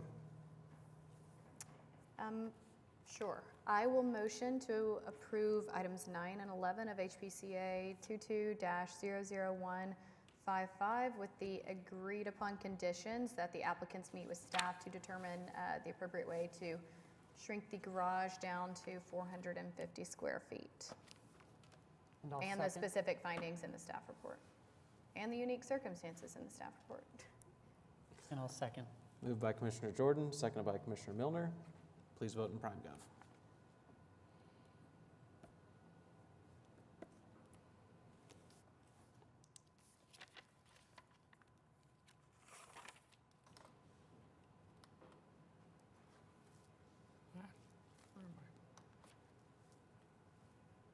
Okay, All right, thank you. passed by a vote of 6-3. And Mr. Raymond Phillip is going to be joining us back on the horseshoe. There's no vote shown for Patrick. Yeah, notice that. I was trying. You can put me down as yes if it's not too late. Yeah. Mark, because the vote didn't show, oh, well, it looks like it's, What did I just look at then? It's open. It's okay. I believe we looked at a vote, but Patrick did not get to submit his before it was approved. so It's we'll okay. just, verbally confirm for the record that Commissioner Gaines was a yes. Okay. If I had been in the room, I would have voted yes. Moving on to item number 5, HPCA 22-00178 at 3817 North McKinley Avenue, Putnam Heights. This is in Putnam Heights, Ward 2. Consideration and possible action on an application by Alexandra Nunn for Mark Nunn for a certificate of appropriateness to 1, construct garage elective, 2, remove and replace concrete elective, and 3, install mechanical equipment elective. This is a property that previously had approval to demolish the historic garage, and you've got photos of what that was in your handouts and in the PowerPoint. They have proposed previously to build a garage, so it's been before the commission. It's been several years, but some of you might be familiar with this property and with this project. They are before the commission today asking to construct a 2-story brick garage that meets applicable guidelines for size. It's a very large lot, and so they're within 5% of the lot size. They do have an abutting 2-story garage that the proposed garage will be shorter than. Staff's concerns included the proposed garage material, since the historic garage was wood, and this is a brick garage that's more high style in character. We don't often do this, but we recommended 2 options for you: an approval with unique circumstances and conditions, or a recommendation to continue it if you felt that it needed to be more significantly revised from what's been proposed. Thank you. Hi there. Can you state your name and address? I'm Mark Nunn at 3817 North McKinley Avenue. Awesome. Well, talk to us a little about the construction of this particular garage. It looks like, from everything that staff's noted, there are some unique circumstances, and love to hear your feedback on it. Yeah, really, I'm really tired of not having a garage. You saw the previous pictures, just over time, termites, structural damage, and I tried to save it, and I couldn't save it. It's actually coming apart at the corners. So we ended up having to tear it down. We went through this process before, but now I'm here 5 years later, so trying to get it passed through y'all guys and move on with my life. And basically, for the time being, we just kind of shifted gears and focused on landscaping and making, you know, whatever we could with the landscaping to make it beautiful for the neighborhood. It was in pretty horrible shape. But My only real question, I don't honestly have a problem with the garage being 2-story or brick. I feel that it's a little atypical for the size of the home in the neighborhood for you to have had such a small garage for your property. My question is just that the design of the proposed garage seems to replicate the neighboring home and garage and seems to be in pretty serious conflict with kind of the humbleness of the straight lines and the flat facade of your home. So I'm just a little curious about the roof line especially feels in conflict with your home and more in line with your neighbor's home. for my garage, Oh, is this not his? So, yeah, mine Okay, I will be, still- yeah. I was like- So I drew their garage, so you guys can see a neighbor comparison based on what mine would look like next to theirs. where's look the like. front facade of yours? It's right there. That's what that's. I still think I agree with my statement. I am seeing clarity here, but I agree with what I said earlier. I still feel like the design is a little off for the house, but I am totally unoffended by a brick 2-story garage. Yeah, okay, yeah, I know in the design, I try to keep it as simple as possible. The first design I had submitted like 5 years ago, it had more elements that the house has, like the little pitch on the top. You see the gable that's facing you, it had that in the center. But I just, I took a lot of the design out of it and tried to keep it as simple as possible and just really maintaining stuff like the slope of the roof, the little buttresses that carry the roofs on the side. I keep that design in there as well. The way the gutters are laid out, coming down off the corners, I keep in that. And the cast stone seals below the windows. So a lot of elements I did do away with in order to simplify it for you guys. So. And it looks like, I think what may be, to Commissioner Jordan's, what you're saying is you're keeping the metal ridge cap. Yes, sir. But that is on the existing house. Yes, sir. When that house, when the other one came down, I made it a point to take those off and salvage those because that was an important element, obviously, that ties the garage to my house. So I wanted to make sure that the structure in the back, it doesn't compete, but it also stays with the whole, looking at the picture as a whole. We generally like to ask for 2 doors for the garage. Yes. Is there any justification or reasoning as to why you have 1 large door instead of 2? Well, we all have SUVs, Yeah. but that's not the justification. So currently on the big house, there at the corner is where the 3 condensing units for the AC are. Being able to pull backwards out of that house when you have a full car garage, you're able to start turning before getting to that corner. When you Okay. have that post in the center, it's like 6 feet more you have to go back in order to make that turn. And a lot of it is, I don't want to hit an AC, a condensing unit, and making an ease to be able to get out. I did have an option though. I understand the 2-car garage thing, and I wanted to have possibly maybe a removable post that I can have in there so it gives the illusion that it's a 2-car garage, but it can still be a full car garage if I need it to be. I do think, and somebody can correct me if I'm wrong, that we have used that as a unique circumstance in the past, that in order to successfully park 2 cars in a Well, 2-car garage. I think the unique circumstance is to back up. Clearance? Yeah, clearance, not internal. Well, right, but to park them successfully, meaning you can get them out as well. So, to me, that's a unique circumstance. For a double door? For the double door. I'm still kind of conflicted about the design, but So I am too, and that's where I get as well is, you know, the new garage, it's not going to be, you're not going to replicate it, but it's supposed to approximate. And I love the fact that you took those pieces off the roof line and you're going to reincorporate that and use those. I think that's smart and really, you know, I think it's good for, especially for what we're trying to do. I mean, it's pretty obvious the old garage is pretty humble. I think you used that word earlier. Wood, you know, predominantly made of wood.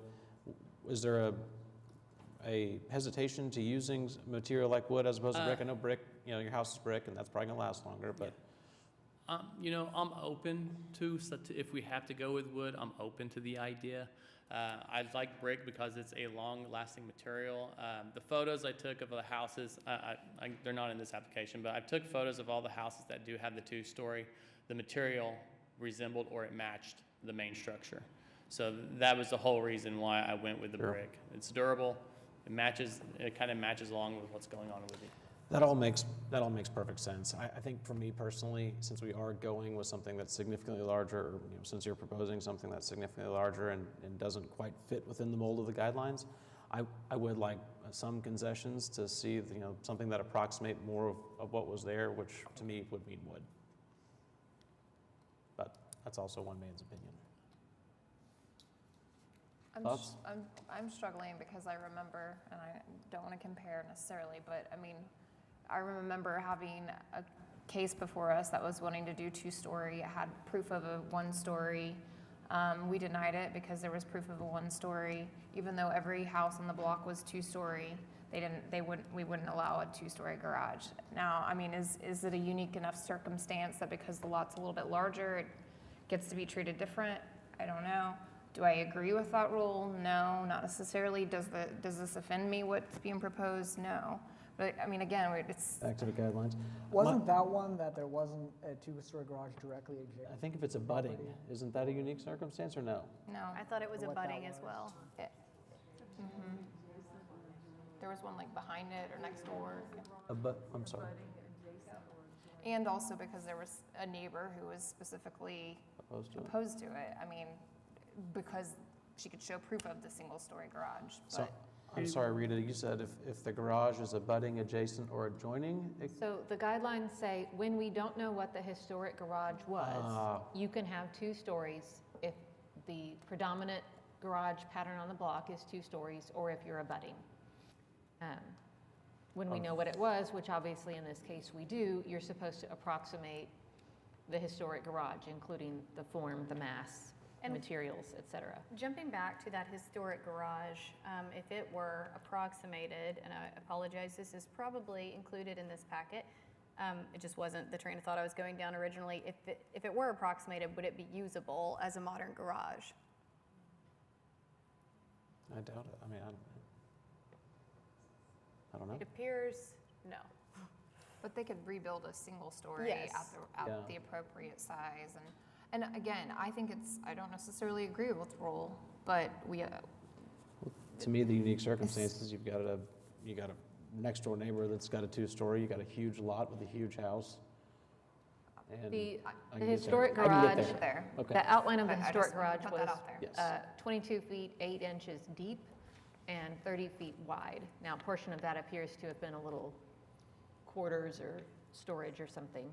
Yeah, that was my next question is, would this have been considered, I had one of these garages in the past, and would it have been considered a garage or an auto house, or is that an accessory structure? Is that even actually a garage? I think it would have been considered a garage. I think the Sanborn maps indicate it was an auto house. Okay. my question is, did the Sanborn maps indicate that it was ever anything else besides an auto house? Oh, let me see. Like, did they use another terminology when it was a living quarters or something? Or did they just use A for auto house on all think it- detached accessory buildings that weren't the main building? Sanborn maps do sometimes indicate auto house, it'll say A plus D, auto house plus dwelling. Now, we have garages that are historic that clearly have additional space in them, not clear how they were really used, that are not indicated to have been a dwelling. But, you know. I'm a little confused by the guidelines. I'm sorry, I could jump in. I was just reading the staff report where portions of the guidelines are cited. Regarding the two-story garages specifically, it says two-story garages are not prohibited where the historic condition cannot be documented, which it is documented. It then says two-story garages are allowed where a two-story garage was previously, comma, where abutting a two-story garage, comma, or on blocks where two-story garages are dominant. And I guess maybe the wording is unclear in the guidelines because the "or" to me suggests that it could be one of those conditions would allow for it. But If we don't know perhaps though, that's correct? unclear, but yeah. So in this case, there is a two-story garage abutting the property. I don't know what the predominant, block configuration is, but I don't know, I always the personally fact that it says struggle. "or" makes me, feel like it would meet the guidelines. To If you be read them brick and verbatim, two-story? I struggle with things that are historic, but were probably atypical for the home and the time period.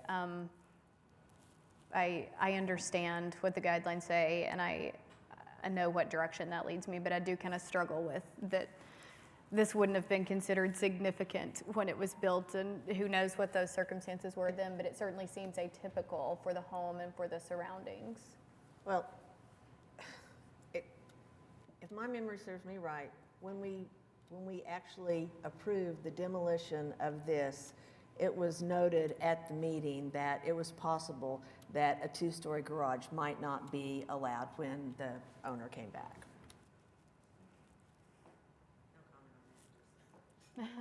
I mean, we did talk about that. We did talk about that at that meeting because of this situation, and we've talked about it at other meetings where somebody has torn down a one-story garage when we have photographs and proof. I remember this case. I can't remember what we discussed. We didn't say that it would not be approved. We just gave a warning that that was possible according to the guidelines. I guess, yeah, maybe staff can comment on this.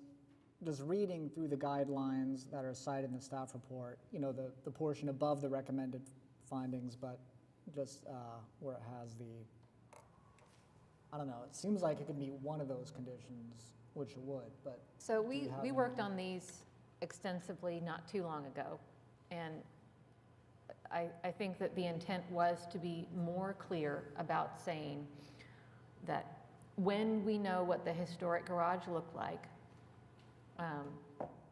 you need to approximate that. When we don't know what it looked like or whether it was 2 stories, then you can have 2 stories if you meet these conditions. I mean, 4.4.12 is when no photographic or other documentation of a previous historic garage is available, a replacement garage may be 2 stories tall when blah, blah, blah, blah, blah, meets these conditions. So that applies when we don't know what the historic garage was. I think if you were to approve a 2-story garage in replacement of a 1-story garage that's been documented, that was historic, then you need a unique circumstance for that. Now, there is also a provision that allows for a 1.5-story garage to replace a 1-story garage. Is the garage on that side is 2-story? What about the one on the other side of you? Is it 2-story? That is I believe it's a very long, kind of like the situation he was just in. It's just a very long garage with living quarters in the back.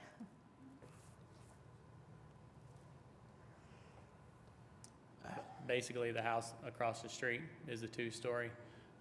Like 3 doors down is 2-story. It's just 2-story, 2-story, 2-story. Across, Putnam. I don't know if you guys know the Putnam Heights house. It's like a massive 2-story. What about to the back of you? What's that? Behind you? Oh, from the Putnam? No, the one behind me, no, but the Putnam one that's like across the street, yeah. To me, approximates is a very subjective word. Again, I think if we can make it a little more subtle, not brick, and then use things like lot size and property size and all that, to me, I think we can get unique circumstances there. I kind of think it would look less subtle if it was wood. everything in that I was thinking surrounding that as area well. is brick, and if you come back in with brick, it matches the house that's surrounding. Now, this is a cosmetic thing, it's not, but if you have brick garages on both sides and then this wood structure, to me, it just would look out of place. But we're only looking at this house and the materials for this particular property, for that particular garage were wood, so. And that's kind of why I liked the wood, is because it does differentiate it. As you know, you're not saying this is the original, because the original is significantly smaller. You're saying this approximates what the original looked like by utilizing some of the old materials, utilizing wood, not having it be so, bold as brick might be. It's also I see just to that point too. kind of point out something obvious here, it's over the allowed square footage for a garage. So I do kind of feel that, and I think that's part of what's kind of bugging me about the design is I'm really not opposed to the brick and would probably prefer it. But, we're looking at 570 feet. I think if we are jumping away from approximating towards the original structure, we at least need to stay kind of within the. So they're actually within 5% of the lot, which is the other, it's 450 or 5% of the lot, and these are very large lots over here. It may be, something that may be useful for the commission that unfortunately I don't have right now is a more thorough survey of surrounding garages. Just looking on Google Earth, there are some very large garages, but there are also some pretty small, narrow, one-story garages. So, Could you share your screen and Yeah, just I kind of see for perspective? I think Commissioner Gaines brings up a great point. I think if you don't want it, if you want it to kind of disappear into the neighborhood, I think having a brick you wouldn't think twice about it. It would just be there. I think if it was different and it was the only one that was different, then you're like, oh, well, look at that. That's I think you can always tell when it's not, that it's a new structure. Yeah. I mean, I think you can tell that. Honestly, I think though, from the, This is a neighboring garage. All right, so this is the subject property where there is no garage. Garage to one side, one story, hip roof, kind of long, skinny garage. The one next to that's pretty well hidden. To this side, we've got a two-story, more high-style garage. When we go down the block this way, this is kind of a little guy. So as you head that way, the houses start becoming significantly smaller. I'm kind of on one of the main streets of that addition right there, which has that median running through it. So if you look across the street, you can start to see kind of being on, like if you're walking down the avenue, what you're going to kind of see. So there's a... yeah, I think something that I think as far as the scale of the garage, I completely understand what you're saying regarding, it looks big on its own, but it's a pretty large house. Yes. If it were like a one-story bungalow or something, absolutely, I'd be like, oh my God, this garage, it's like the house, back. But the fact that it's a pretty large house, it's a big, tall house. To me, the garage still reads as secondary, to the house in the context of this property. But it's really difficult to see because we don't have like a site section that shows, here's the house, here's the garage or something. I mean, maybe that would be something if, depending on where we get to on this item, but if additional information were required, that might be helpful to make your case that, although it's a large garage in the context of the house and then, the neighboring houses, it's still secondary, So I think Yeah. I think Commissioner Meacham's made this comment before, but it may not seem this way, but we want to approve your projects. Everyone's projects. I think this one's really hard because I think it's pretty definitive that it does not meet the guidelines. yeah. So I think the question for the commission is the unique circumstance that, number one, it has an adjacent two-story garage, and number two, that the size of the lot makes the massing more appropriate than a smaller lot. Those, to me, would be the two unique circumstances that you could claim. The question is, does that meet the threshold to get over the fact that it pretty clearly doesn't meet the guidelines. That's where I'm struggling.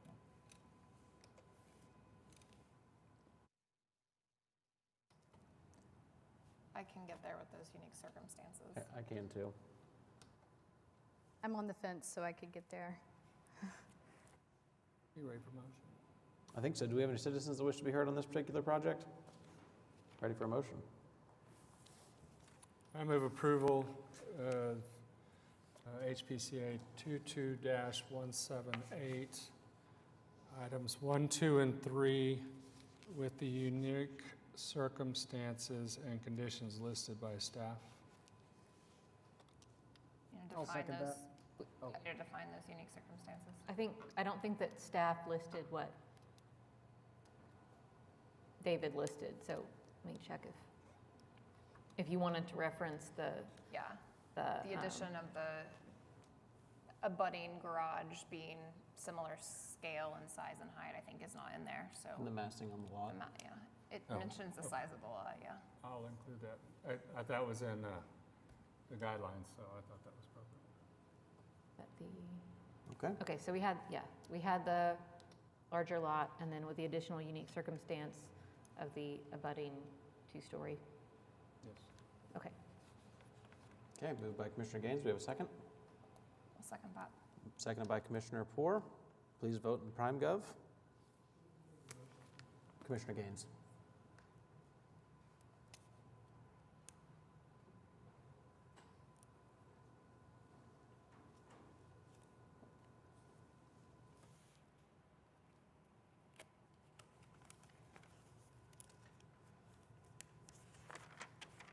Okay, that was passed unanimously. Thank you.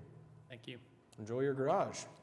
We'll move on to item number 6, HPCA 22-00179 at 517 Northwest 17th Street. This is in Mesta Park, Ward 6. Consideration and possible action on application by Corey Bates, 820, for Joshua Newberry for a certificate of appropriateness to 1, install solar panels, elective.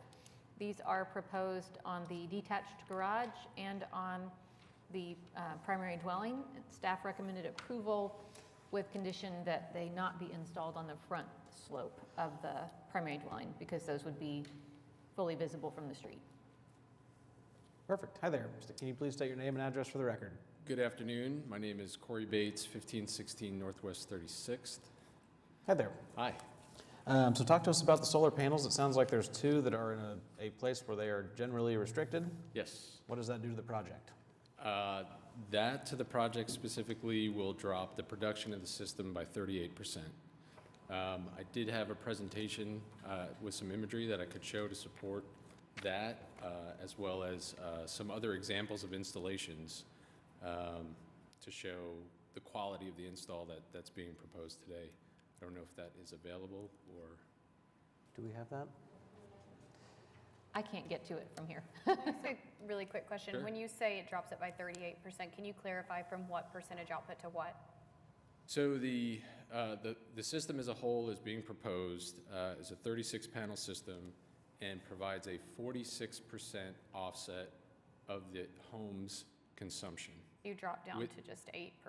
No, so if we're talking about the percentage to the home, Oh, it would drop it from 46 to 25% offset. Okay. When we look at the system as a whole and what that can produce, these front 10 panels make up 38% of that. And Okay. that's the kind of proportionality that happens with being on a south-facing roof versus north-facing. Got it. Thank you for clarifying that. Yeah. Do the owners of the house, applicants, will they still do the project even without the front-facing panels? They want to do as much as they can. Sure. Yeah. I just really struggle approving panels where it specifically says we can't approve them. And so I would support not approving them there, but support approving them everywhere else where they're out of sight and not visible. I concur. I'm in agreement. I would love to see some of those rules changed and reconsidered, but at this point, We are not until there we get yet. there. Yeah. I'm just If something saying. were to change in the rules down the road, can panels be added? Yes. Thank you. I, one, appreciate your time, your review, your patience with me continuing to talk about solar in HP districts. I think there is a real opportunity here to provide people the opportunity to put solar on their house, not penalize them for having the front of their house facing south.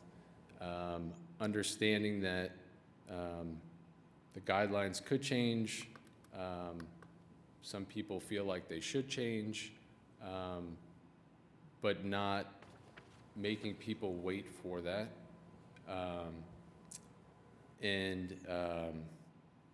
You know, looking at the systems from the standpoint of the quality and the aesthetic and the impact on the historical character of the house. And I've been up here before, I've talked to all of you before. What we do is we strive to make these things look beautiful. We use Silfab black on black panels. There's no exposed conduit. We could have fit an additional panel on the front of the house, but we didn't, to maintain a rectangular symmetrical array on the front so that it looks very nice, it looks clean. Yep. So, oh.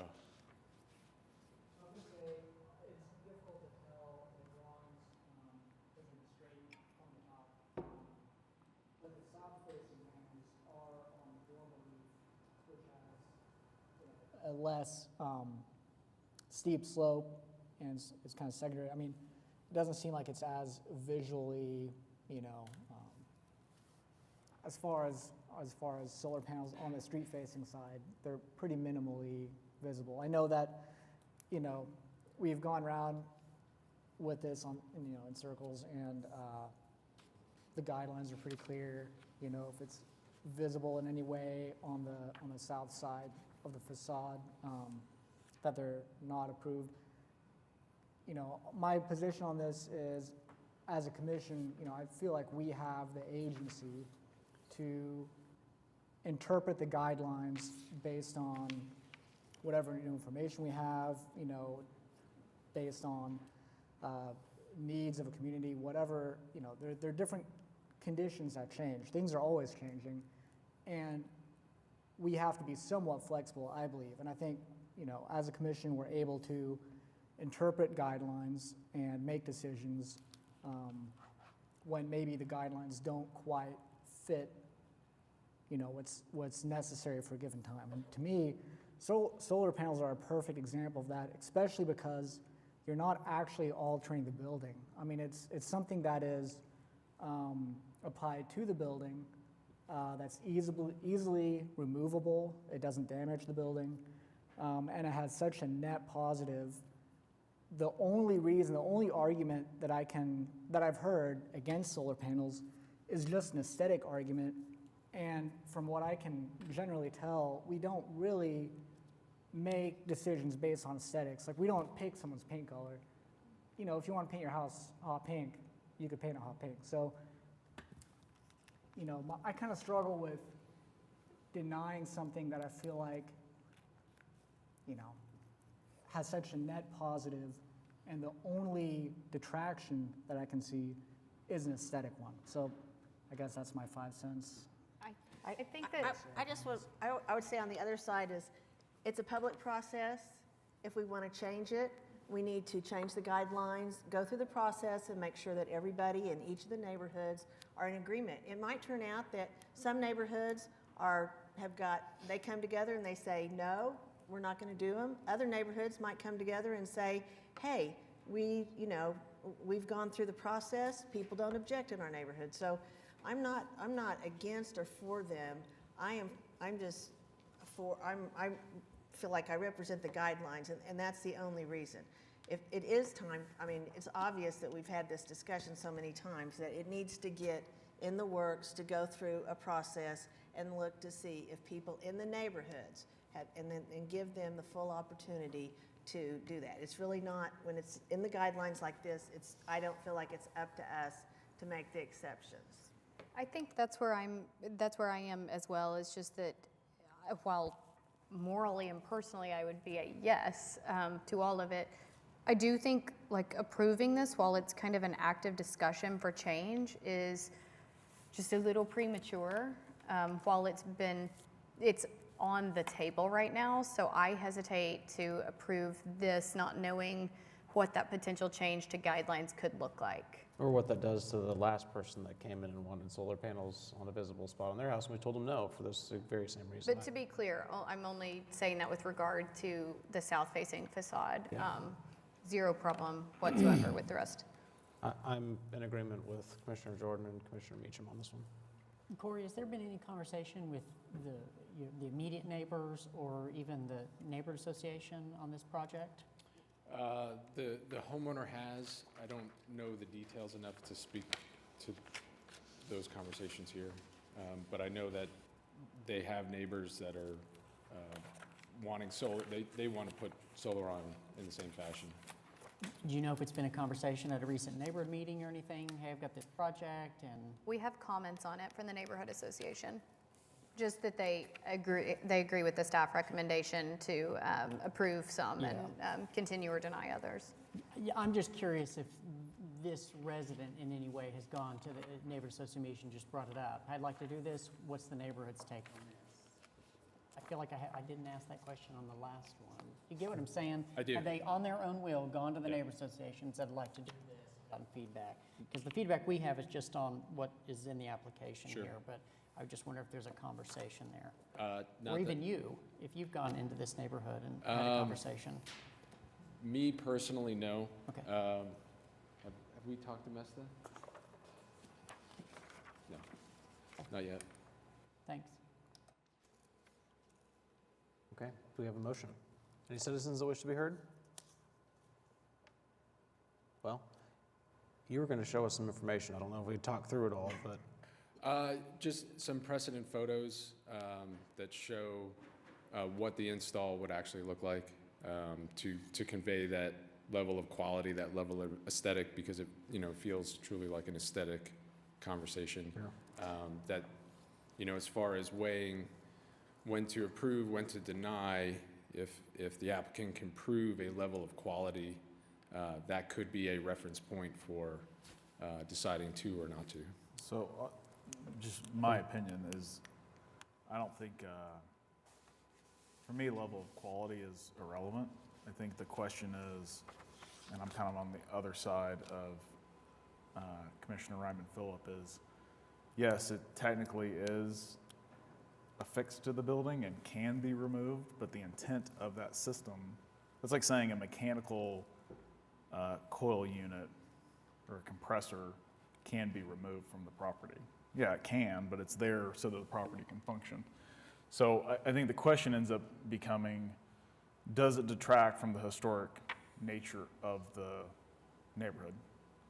And I would say regardless of quality, I think it does, unless you can make it go away somehow. well, that's why they wrote the guideline that way in the first place. But I think there's lots of things that can be changed through the public process, like as was noted earlier. Sure. Yeah.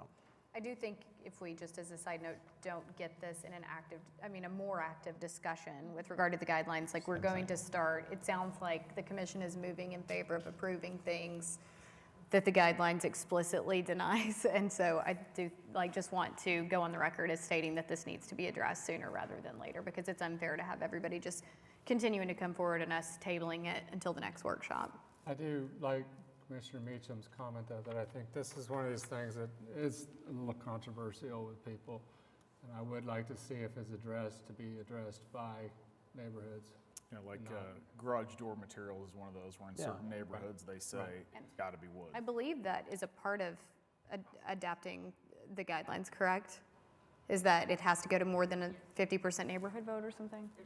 There's no requirement for a Okay. neighborhood vote, but there would be multiple steps of public outreach, and we could, as is needed, as the commission feels is appropriate, meet with neighborhoods or have workshops and invite neighborhood representatives. Yeah. It just seems like beyond such a the- long process, and we're getting more of them every month. And I am in agreement to only approve the back of the house panels, but it sounds like we're moving towards everybody wanting to approve more. And I'd like the ability to do it.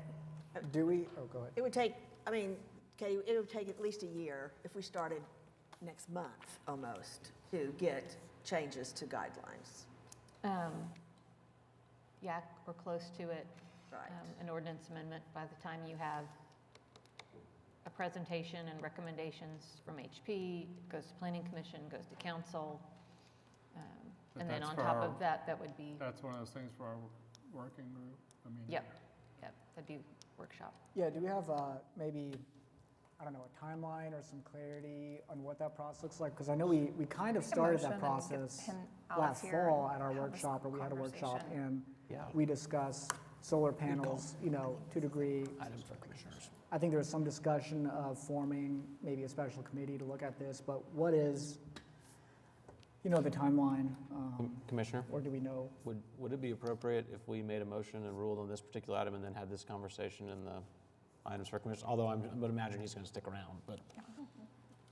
And I'll layer on, and I've noted this before, if we can be of any service or resource within those discussions and workshops, we'd love to be a part. Okay, do we have Is a there anybody motion? from the public that needs to speak besides? I don't believe so. I'll make a motion Oh, for. Oop, okay. Yep, all right. Just have a quick comment as someone who came before with solar panels last March or April. And the frustrating thing as a resident is kind of hearing the same conversation and then hearing probably gonna take a year, if we start now. And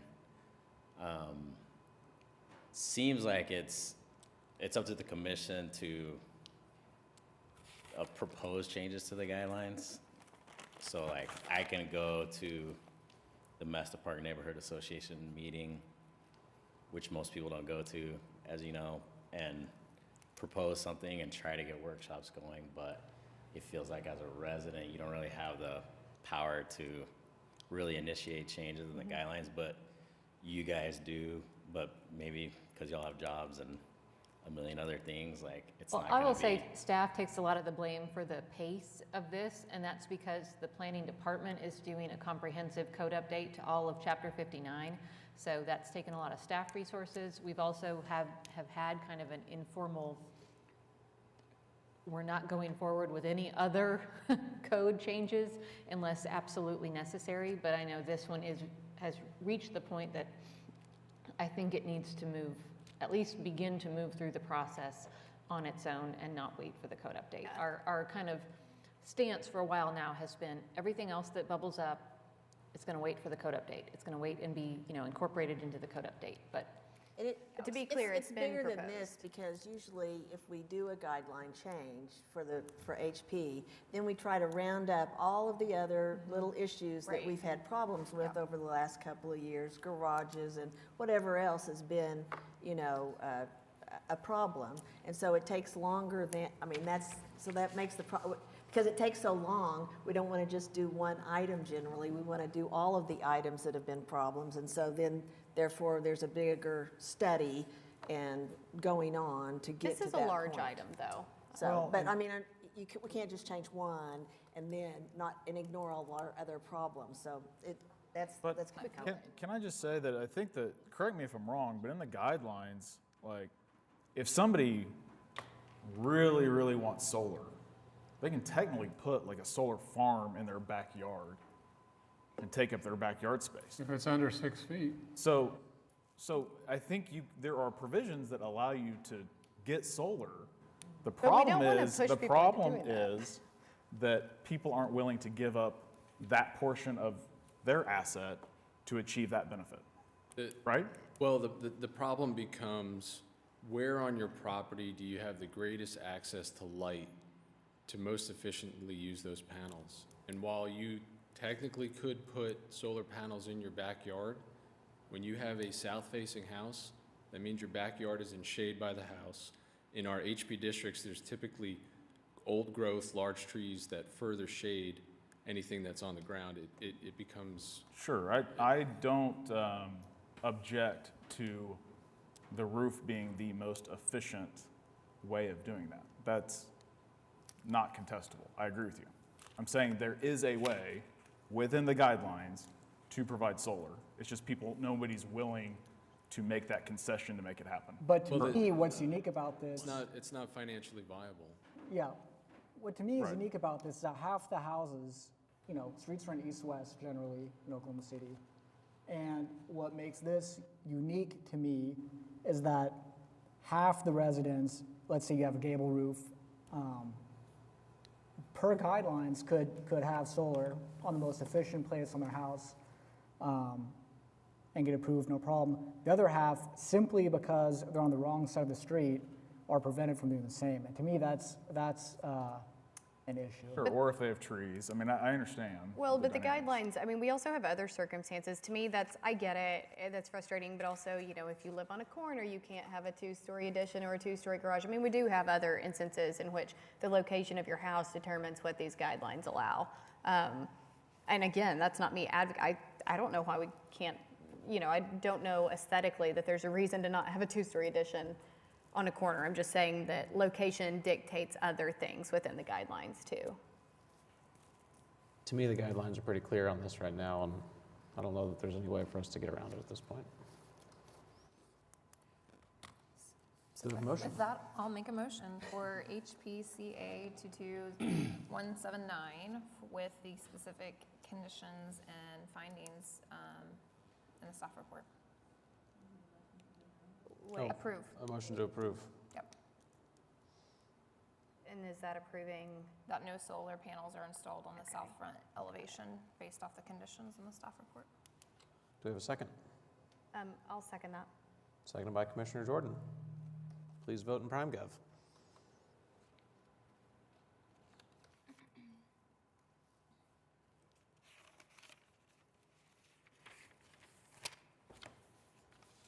Okay, that item is passed. Thank you, gentlemen. Thank you. Appreciate all of the discussion. Okay, let's see, other business, that was moved. We are now on item number 8, communications and reports. Looks like we had 11 administrative approvals. Do we need to do anything with those? Nope. Nope. Any withdrawals, administrative closings, anything from City Council, Board of Adjustments, or the Planning Commission? Nope.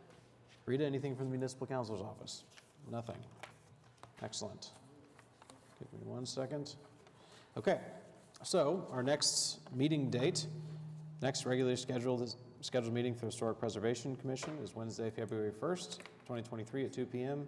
at the Municipal Building City Council Chambers. New applications for the February 1 meeting were received January 3rd. New information on projects continued from today's meeting to the upcoming meeting must be submitted to staff by 4 p.m. Tuesday, January 10th, 2023. Question real quick. The other business, Bud, is there any action that we needed to take on that? It was moved. Hold it. Okay. Yep. Sorry. Okay. Commissioner Poore, you could have saved that for now. This is items from commissioners. Do you want to re-ask your question? Just kidding. Any other items that we want to talk about, or is this an appropriate discussion for solar? Real quick, let me just note, I should have mentioned it at the beginning of the meeting. We do have a workshop schedule. There is another workshop on the schedule. It's not on your agenda. Normally we list those, and I can't tell you right now when it is because I don't remember. But I think it's in March. So, and we'll be doing commission committee training coming up as well. And then the other thing, I've emailed everyone over the last several weeks about the July HP meeting. We got bumped from our normal 2 p.m. Wednesday time slot because council has to meet on Wednesday. And they block out a lot of time for council. They can move. I know. After discussing with various folks, looking at schedules, looking at other meetings, it seems the most viable option with maintaining quorum is going to be to take the later time slot on Wednesday afternoon. So we'll meet at 3:30 instead of 2 o'clock on Wednesday, July 5th. We'll do our best to get you guys out of here as quick as we can. Put everything on the consent docket. If you're not on the consent docket, you're continuing to August. But just, anyway, same date, same location, hour and a half later, so. Okay. I have a quick note, if you don't mind. I informed staff that I'm resigning at the end of this meeting. I just, started a business last year, and it's just really time intensive, and I just feel, I want to be 100% committed, and I don't want to feel like I can't be 100% committed.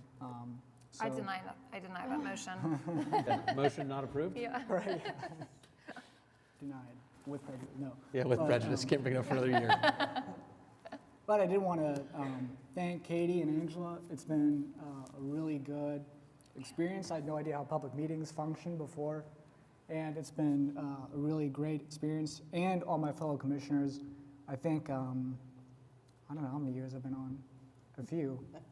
But I think it's just you and I who were there that's left from the original group. But anyway, it's been a really great experience, and I will not be a stranger. You'll see me presenting from time to time, I'm sure, and you can not deny my projects. So Just anyway. make sure your garages aren't oversized and everything fits in the guidelines. We good to No go, two-story boss. garages and no Yeah. solar panels, yeah. No, but I enjoyed working with everyone, and yeah, I'm sorry to go, but I think it's a decision I have to make, so I appreciate everyone. You will be missed. You will be missed, and thank you for your service, and thanks for making this meeting more efficient for all of us, and thanks for everything you've done for the city as well, too, because this is important. Appreciate it. But appreciate you. Okay. Any citizens that wish to be heard? Anybody want to give Klaus a, nope, nobody's here. Okay. We will go. You kind of just jumped straight to citizens.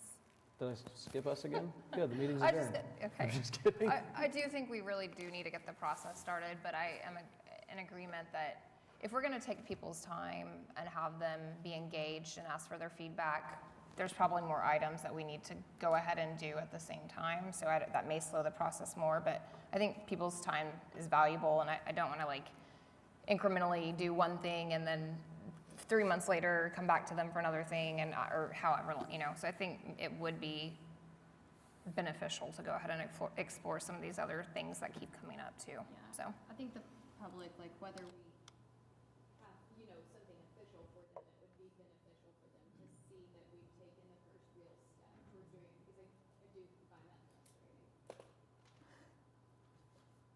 Yeah, I think that's a little bit what I was kind of getting at earlier. And I completely understand with the code update, that's a whole mess on its own. But if there's really just clarity is all, is it something that is actively being worked on, and we think that within a certain timeline, we can, make a decision on it, or is it something that we're going to wait till, some kind of, it doesn't have to be a hard schedule or something, but just some kind of outline of. Somebody a date at which we are actively pursuing it. When was the last update, Katie? Yeah, the last big one was 2014. We made a change in 2019 specific to small cells. So on the document, it says 2019, but the last time we really did a comprehensive review was 2014. And that's one thing too, that we had new guidelines had been adopted in 2012, then we did a pretty good second pass in 2014. We don't like to do that over and over, close together, because then people are going, well, I have these guidelines, I printed them off, 6 months ago, and now you're telling me they're different. So we want to spread those out. But yes, it has been a good amount of time. I think it's time to revisit definitely solar and several other things that come up frequently that are challenging. following along with the sign code update and how challenging that has been to get approved, I'm a little hesitant about how fast even just the general code update's gonna take. So I understand trying not to overwhelm and do too much at once, but I think these are things we need to do sooner than later, because who knows how long the full adoption of the code update will. The good thing is that it's a smaller group, and each neighborhood has some type of organization, and so I think that it's easy. It can be easier in that regard to get everybody together. Katie, is there anything we as commissioners can do to help staff with that? I mean, is that something that is it like an ad hoc committee? I will look at when our next workshop is scheduled, and we'll make that kind of our agenda for the next time, to identify areas that we want to address with a possible update to the guidelines. I would say in the interim, if you all, when you have time, when you're reviewing your packet, or you're talking to someone about their house or anything like that, if there are things that come to mind for you as this is something that's in the guidelines and we deny it every time, or we approve it every time, or we should just let staff approve this and it shouldn't be coming to the commission, or we don't have any guidelines to address this and it's a problem. Those kinds of thoughts, you know, put them in your little notes in your phone or whatever and send them to us and we can kind of. Create like a survey monkey or something to, you know, kind of tally those and see what the overlap is? Yeah, amongst Yeah. you all? That's a good idea. Yeah, or even just like a Google Doc kind of thing. But I mean, could you all create one and send it Oh. individually to us? You Yes, received other people's yes, results? yep, Yeah. yeah. Yeah, we could do that. We can make kind of a spreadsheet Mhm. of, yeah. It'll, I think, identify priorities and Yeah. commonality.